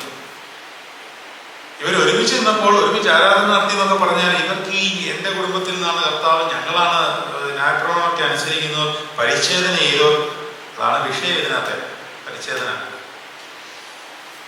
ഇവരിങ്ങ് തിരിച്ചു പോന്നപ്പോൾ ഈ യവനന്മാർ മിടുക്കന്മാരെ, അവരാ സഭ വളരെ ശക്തമായിട്ട് കൊണ്ടുപോയി അവരങ്ങ് വളരെ ശക്തരായി. നീറോയുടെ കാലത്ത് ഇവർ തിരിച്ചു ചെന്നപ്പോൾ പഴയ പവർ ഇല്ല ആർക്ക്? യഹൂദന്മാർ. അതാവുമ്പോൾ വലിയ വിഷമമായി. ഇവർ നോക്കിയപ്പോൾ യവനന്മാർ ഒരു പ്രത്യേക രീതിയിലാണ് അവരുടെ ക്രിസ്തീയ ജീവിതം കൊണ്ടുപോകുന്നത്. യഹൂദന്മാരെല്ലാം അവരുടെ ചേലാകർമ്മം, അതെന്താണെന്ന് നിങ്ങൾക്ക് അറിയാമല്ലേ, പരിച്ഛേദന കർമ്മം. ആ പരിച്ഛേദനയുടെ പുതിയ ഉടമ്പടിയാണ് ഇപ്പോഴത്തെ മാമോദീസ. യഹൂദന്മാർ ദൈവജനമാണ് തങ്ങളെന്ന് ഉറപ്പുവരുത്തുന്ന ഉടമ്പടിയാണ് പരിച്ഛേദനയിൽ നിർവഹിക്കുമ്പോൾ പരിശുദ്ധ മാമോദീസയിൽ നമ്മൾ ചെയ്യുന്ന ഉടമ്പടി ദൈവത്തിന്റെ ആരാണ് പറയാൻ. യഹൂദന്മാർ പരിച്ഛേദന ചെയ്യുന്നത് ഇത് എന്റെ ജനം, അങ്ങനെയാണ് ദൈവം പറയുന്നത്. എന്റെ ജനം അതിന്റെ ഉടമ്പടിയാണ് പരിച്ഛേദന. എന്റെ ജനമാക്കുകയാണ്. മാമോദീസയിലെ ഉടമ്പടിയിലൂടെ എന്റെ ആരാക്കുകയാണ്? പുത്രിയാക്കുകയാണ്, പുത്രനാക്കുകയാണ്. ഇതാണ് വ്യത്യാസം. പഴയ നിയമത്തിൽ ദൈവത്തിന്റെ ജനം, പുതിയ നിയമത്തിൽ ദൈവത്തിന്റെ മക്കൾ. ഇതാണ് ഉടമ്പടിയുടെ വ്യത്യാസം. പരിച്ഛേദനയും മാമോദീസയും തമ്മിലുള്ള വ്യത്യാസം അതാണ്. അപ്പോൾ യഹൂദന്മാർ അവിടെ ചെന്നപ്പോൾ ഈ യവനന്മാർ, അതായത് ക്രിസ്ത്യാനികളായ യവനന്മാർ പ്രത്യേക രീതിയിലുള്ള ക്രിസ്തീയ വിശ്വാസവും അല്ലെങ്കിൽ ആരാധന രീതിയും ആചാരമൊക്കെ കൊണ്ടുപോകുന്നത് കണ്ടിട്ട് അവിടെ ആകെപ്പാടെ ഇവർ തമ്മിൽ തർക്കങ്ങളായി, വലിയ വിഷയങ്ങളായി. ഈ വിഷയം അഡ്രസ് ചെയ്യുന്നതാണ് റോമാലേഖനം. അപ്പോൾ അത് റോമാലേഖനത്തിലേക്ക് പ്രവേശിക്കുമ്പോൾ വിഷയം എന്താണെന്നും അതിൻ്റെ പ്രോബ്ലം എന്താണെന്നും ഒക്കെ നമുക്ക് അടുത്ത സെഷനുമായിട്ട് ബന്ധപ്പെട്ട് പഠിക്കാം. അപ്പോൾ നമ്മൾ ഇത്രയേ ഉള്ളൂ. നമ്മൾ പഠിക്കുന്നതും നമ്മൾ നേടുന്നതുമായ ഈ ദൈവീക ജ്ഞാനം ഒരു നഷ്ടം, വലിയ ലാഭമാണ്. നമ്മളിരിക്കുന്ന സമയം, ദൈവത്തിന് വേണ്ടി ചെലവിടുന്ന സമയം, വചനം കർത്തൃസന്നിധിയിൽ പഠിക്കാനിരിക്കുന്ന സമയം, അത് വലിയ നിക്ഷേപമായിട്ട് മാറും. അതുകൊണ്ടാണ് മറിയയുടെ കർത്താവ് പറയുന്നത് അല്പം മതി അല്ല. അതേ പറഞ്ഞ അല്പം മതി. എന്നിട്ട് കർത്താവ് എടുത്തു പറയാം, അല്ലല്ല അല്പം ഒന്നും പോരാ, ഒന്നേ വേണ്ടു. മറിയ നല്ല അംശം തിരഞ്ഞെടുത്തിരിക്കുന്നു. അതുകൊണ്ട് നമുക്ക് അടുത്തതായിട്ട് നമ്മുടെ കർത്തൃ പ്രാർത്ഥന അല്ലെങ്കിൽ ജീസസ് പ്രയറിലേക്ക് നമുക്ക് കയറുവാനുള്ള സമയം എടുത്തിരിക്കുന്നു. അതുകൊണ്ട് നമുക്കതിനു വേണ്ടി തയ്യാറെടുക്കാം. നമുക്കൊന്ന് പ്രാർത്ഥിക്കാം. കർത്താവേ, ലഭിച്ചിരിക്കുന്ന വചനങ്ങൾ ഞങ്ങളുടെ ഉള്ളിൽ പറവകളും കൊത്തിക്കൊണ്ടു പോകാതെ, മുള്ളുകൾ കയറി ഞെരുക്കിക്കളയാതെ, അത് വളർന്ന് ഫലം കായ്ക്കത്തക്കവണ്ണം ജീവവർഷമായിട്ട് നീ അതിൽ വളരണമേ. വരങ്ങളല്ലല്ലോ, ഫലമാണല്ലോ പ്രധാനം. അതുകൊണ്ട് നല്ല ഫലങ്ങൾ പുറപ്പെടുവിക്കുവാൻ തക്കണം ഞങ്ങൾ കേട്ടിരിക്കുന്ന വചനങ്ങൾ ഞങ്ങൾ സമർത്ഥമാകണം. ഇവിടെ വന്നിരിക്കുന്ന എല്ലാവരും കർത്താവെ പേരായി സമർപ്പിച്ച് അനുഗ്രഹിച്ച് പ്രാർത്ഥിക്കുന്നു. എൻ്റെ വലതുകരം അണിപ്പാടുള്ള കരം എൻ്റെ മക്കളുടെ മേൽ സ്പർശിച്ച് എൻ്റെ സാന്നിധ്യം അവരെ അറിയിച്ചു കൊള്ളണമെന്ന് പ്രാർത്ഥിക്കുന്നു. കർത്താവെ, ഞങ്ങൾ പാപികളാണെന്ന് ഞങ്ങളോട് കരുണ ചെയ്യണമേ എന്ന് ഞങ്ങൾ നിന്റെ സന്നദ്ധിയിൽ കുട്ടിപ്പായ നിലവിളിക്കുന്നു. കർത്താവ് ആ യാചനയുടെ ശബ്ദം കേട്ട് ഞങ്ങൾക്ക് ഉത്തരം നൽകുവാനാണമേ. പിതാവിൻ്റെയും പുത്രൻ്റെയും ജീവനുള്ള പരിശുദ്ധരുടെയും ധന്യമുള്ള തിരുനാമത്തിൽ തന്നെ നമുക്ക് ജീസസ് പ്രേയറിലേക്ക് പ്രവേശിക്കാം. നമ്മളത് വളരെ കോൺഷ്യസ് ആയിട്ട് ഇരിക്കണം. എന്ന് പറഞ്ഞാൽ സാന്നിധ്യമില്ലെങ്കിൽ മുഷിപ്പാണ്. നമ്മൾ കർത്താവെ കരുണ ചെയ്യണമേ എന്ന് പറയുമ്പോൾ you feel the presence of Jesus Christ and he is here. അവനിവിടെ ഉണ്ട്. പക്ഷെ നമ്മൾ ട്യൂൺ ചെയ്താലേ നമുക്കത് കേൾക്കുവാൻ സാധിക്കത്തുള്ളൂ. ഉദാഹരണം പറഞ്ഞാൽ, ഇപ്പോൾ ഈ അന്തരീക്ഷത്തിൽ എന്തെല്ലാം കാര്യങ്ങൾ ഓടുന്നുണ്ട്. നല്ല പാട്ടുകളുണ്ട്, ചീത്ത പാട്ടുകളുണ്ട്, നല്ല സന്ദേശങ്ങളുണ്ട്, അഴുക്ക് സന്ദേശങ്ങളുണ്ട്, നല്ല പിക്ചറുണ്ട്, അഴുക്ക് പിക്ചറുണ്ട്. നമ്മൾ ഏത് ട്യൂൺ ചെയ്യുന്നു ആ സാധനം നമ്മുടെ മൊബൈലിൽ വരും. ഉണ്ടെന്ന് പറഞ്ഞിട്ട് കാര്യമില്ല, കർത്താവിവിടെ ഉണ്ട് എന്ന് പറഞ്ഞിട്ട് കാര്യമില്ല. നമ്മുടെ ദേഹീതരം അതൊക്കെ നമുക്ക് പതുക്കെ പഠിക്കാം. പിന്നീട് നമ്മുടെ മൈൻഡെന്ന് തൽക്കാലം മനസ്സിലാക്കുക, അങ്ങോട്ട് ട്യൂണ്ടാണ്. അതിനുവേണ്ടി നമുക്ക് വളരെ ബോധപൂർവം ശ്രദ്ധയോടുകൂടിയുള്ള പ്രാർത്ഥന എന്നൊരു പ്രാർത്ഥനയുണ്ട്. പത്രോസ് കാരാഗൃഹത്തിൽ കിടന്നപ്പോൾ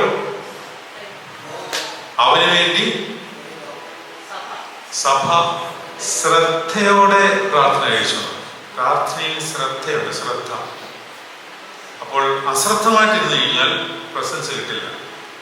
നമ്മുടെ ആവശ്യങ്ങളെയും ആഗ്രഹങ്ങളെയൊക്കെ നമ്മൾ മനസ്സിൽ ഓർത്തിട്ട് ഇതേ പ്രാർത്ഥിക്കാം. കർത്താവെ കരുണ ചെയ്യും, ദാവീദ് പുത്രാ എന്നോട് കരുണ ചെയ്യണം. എൻ്റെ അവസ്ഥ ഇതാണ്, ഞാൻ പാപിയാണ്, ബലഹീനനാണ്, എൻ്റെ പാപാസ്ഥയാണ്. ചില തിന്മകളിൽ എനിക്ക് കയറുവാൻ സാധിക്കുന്നില്ല, ചില പ്രയാസങ്ങളിൽ എനിക്ക് കരകയറുവാൻ പറ്റുന്നില്ലെന്ന് പറയണം. പറ്റിപ്പോയെന്ന് പറയണം. അവിടെ കിടന്ന് മെഴുകരുത്. ചില കുമ്പസാരിക്കാൻ വന്നിട്ട് വരുമ്പോൾ അന്ന് മെഴുകും അവിടെ കിടന്നു എന്ന് പറഞ്ഞാൽ അത് അങ്ങനെ ആയതുകൊണ്ടാണ്, അല്ല അവൻ ഇങ്ങനെ പറഞ്ഞുകൊണ്ടാണ്. ഒന്നുമില്ല, കർത്താവെ പറ്റിപ്പോയി, ഇത്രേ ഉള്ളൂ. പറ്റിപ്പോയി, വേറെ ഒന്നും കർത്താവ് ആഗ്രഹിക്കുന്നില്ല. അവിടെ കിടന്ന് ന്യായീകരിച്ച് മെഴുകി നാശമാക്കേണ്ട ഒരു കാര്യമില്ല. കർത്താവെ ഞാൻ തെറ്റ് ചെയ്യും, ഇത്രേ ഉള്ളൂ. വാരിക്കൊണ്ടില്ലേ, മുടിയനാപത്തിന് ഓടി വന്നപ്പോൾ അവനെ മാറോട് ചേർത്ത് കഴുത്ത് ചേർത്ത് വെച്ച് ചുംബിച്ചെന്നാ അവൻ. വസ്ത്രമൊക്കെ മാറ്റി എല്ലായിടത്തും മാറ്റും. ഏറ്റവും ശ്രേഷ്ഠമായ വസ്ത്രം കൊടുക്ക്, മോതിരം ഇടിയിക്ക്, കുട്ടപ്പനായിട്ട് കൊണ്ട് നിർത്തുക.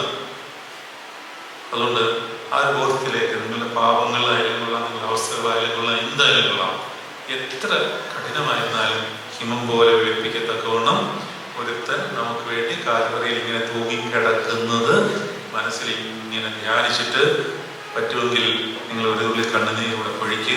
ഈ ചാപ്പൽ നിങ്ങൾക്ക് വേണ്ടി ബാധിക്കും. നിങ്ങളുടെ ശരീരത്തിന്റെ അടയാളം വീഴട്ടെ. ആബേലിന്റെ രക്തം വീണതുപോലെയല്ല, കർത്താവിന്റെ രക്തം ഭൂമിയിൽ പതിച്ചു പോലെ. ഒരു ചോദ്യം കൂടെ ചോദിച്ചിട്ട് ഞാൻ അവസാനിപ്പിക്കുകയാണ്. കർത്താവിന്റെ രക്തം ആദ്യം വീണത് എവിടെയാണ്? അറിയാവുന്ന പറയുന്നത്, എൻ്റെ ഓൺലൈൻ പ്രസംഗങ്ങൾ കേട്ടുള്ളവർക്ക് അറിയാം. കർത്താവിന്റെ രക്തം ആദ്യം വീണത് എവിടെയാണ്? ഗെത്സമനയിലാണ്. അവിടെയാണ് ദൂതൻ ഇറങ്ങി ആശ്വസിപ്പിച്ചത്. അതുകൊണ്ട് നമ്മളുടെ ശരീരത്തിന്റെ കണ്ണുനീർ തുള്ളികൾ വീഴട്ടെ. ഈ ദേവാലയം നമുക്ക് വേണ്ടി ദൈവസന്നിധിയിൽ കർത്താവെ ഇവനോട് ക്ഷമിക്കണമേ എന്ന് പ്രാർത്ഥിക്കട്ടെ. അങ്ങനെ ഈ ദേവാലയം പ്രാർത്ഥിക്കും. ഞങ്ങൾ ബലിപീഠത്തിൽ വിശുദ്ധ കുർബാന സമർപ്പിച്ചിട്ട് അവസാനം പ്രാർത്ഥിക്കുന്ന 3 പ്രാർത്ഥനകളിൽ അവസാനത്തെ പ്രാർത്ഥന ഇതാണ്: പരിശുദ്ധവും പാവനവുമായ ബലിപീഠമേ, സമാധാനത്തോടെ വസിക്കുക.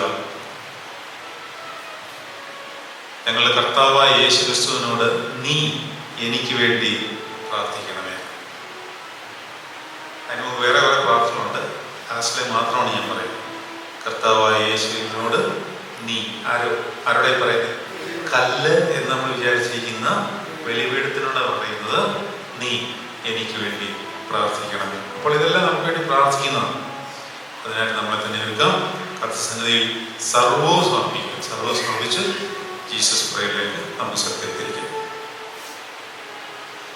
ജീസസ് പ്രേയർ നടത്തുന്നതിന് മുമ്പ് നമുക്ക് പരിചയമായൊരു പാട്ട് കൂടെ പാടാം.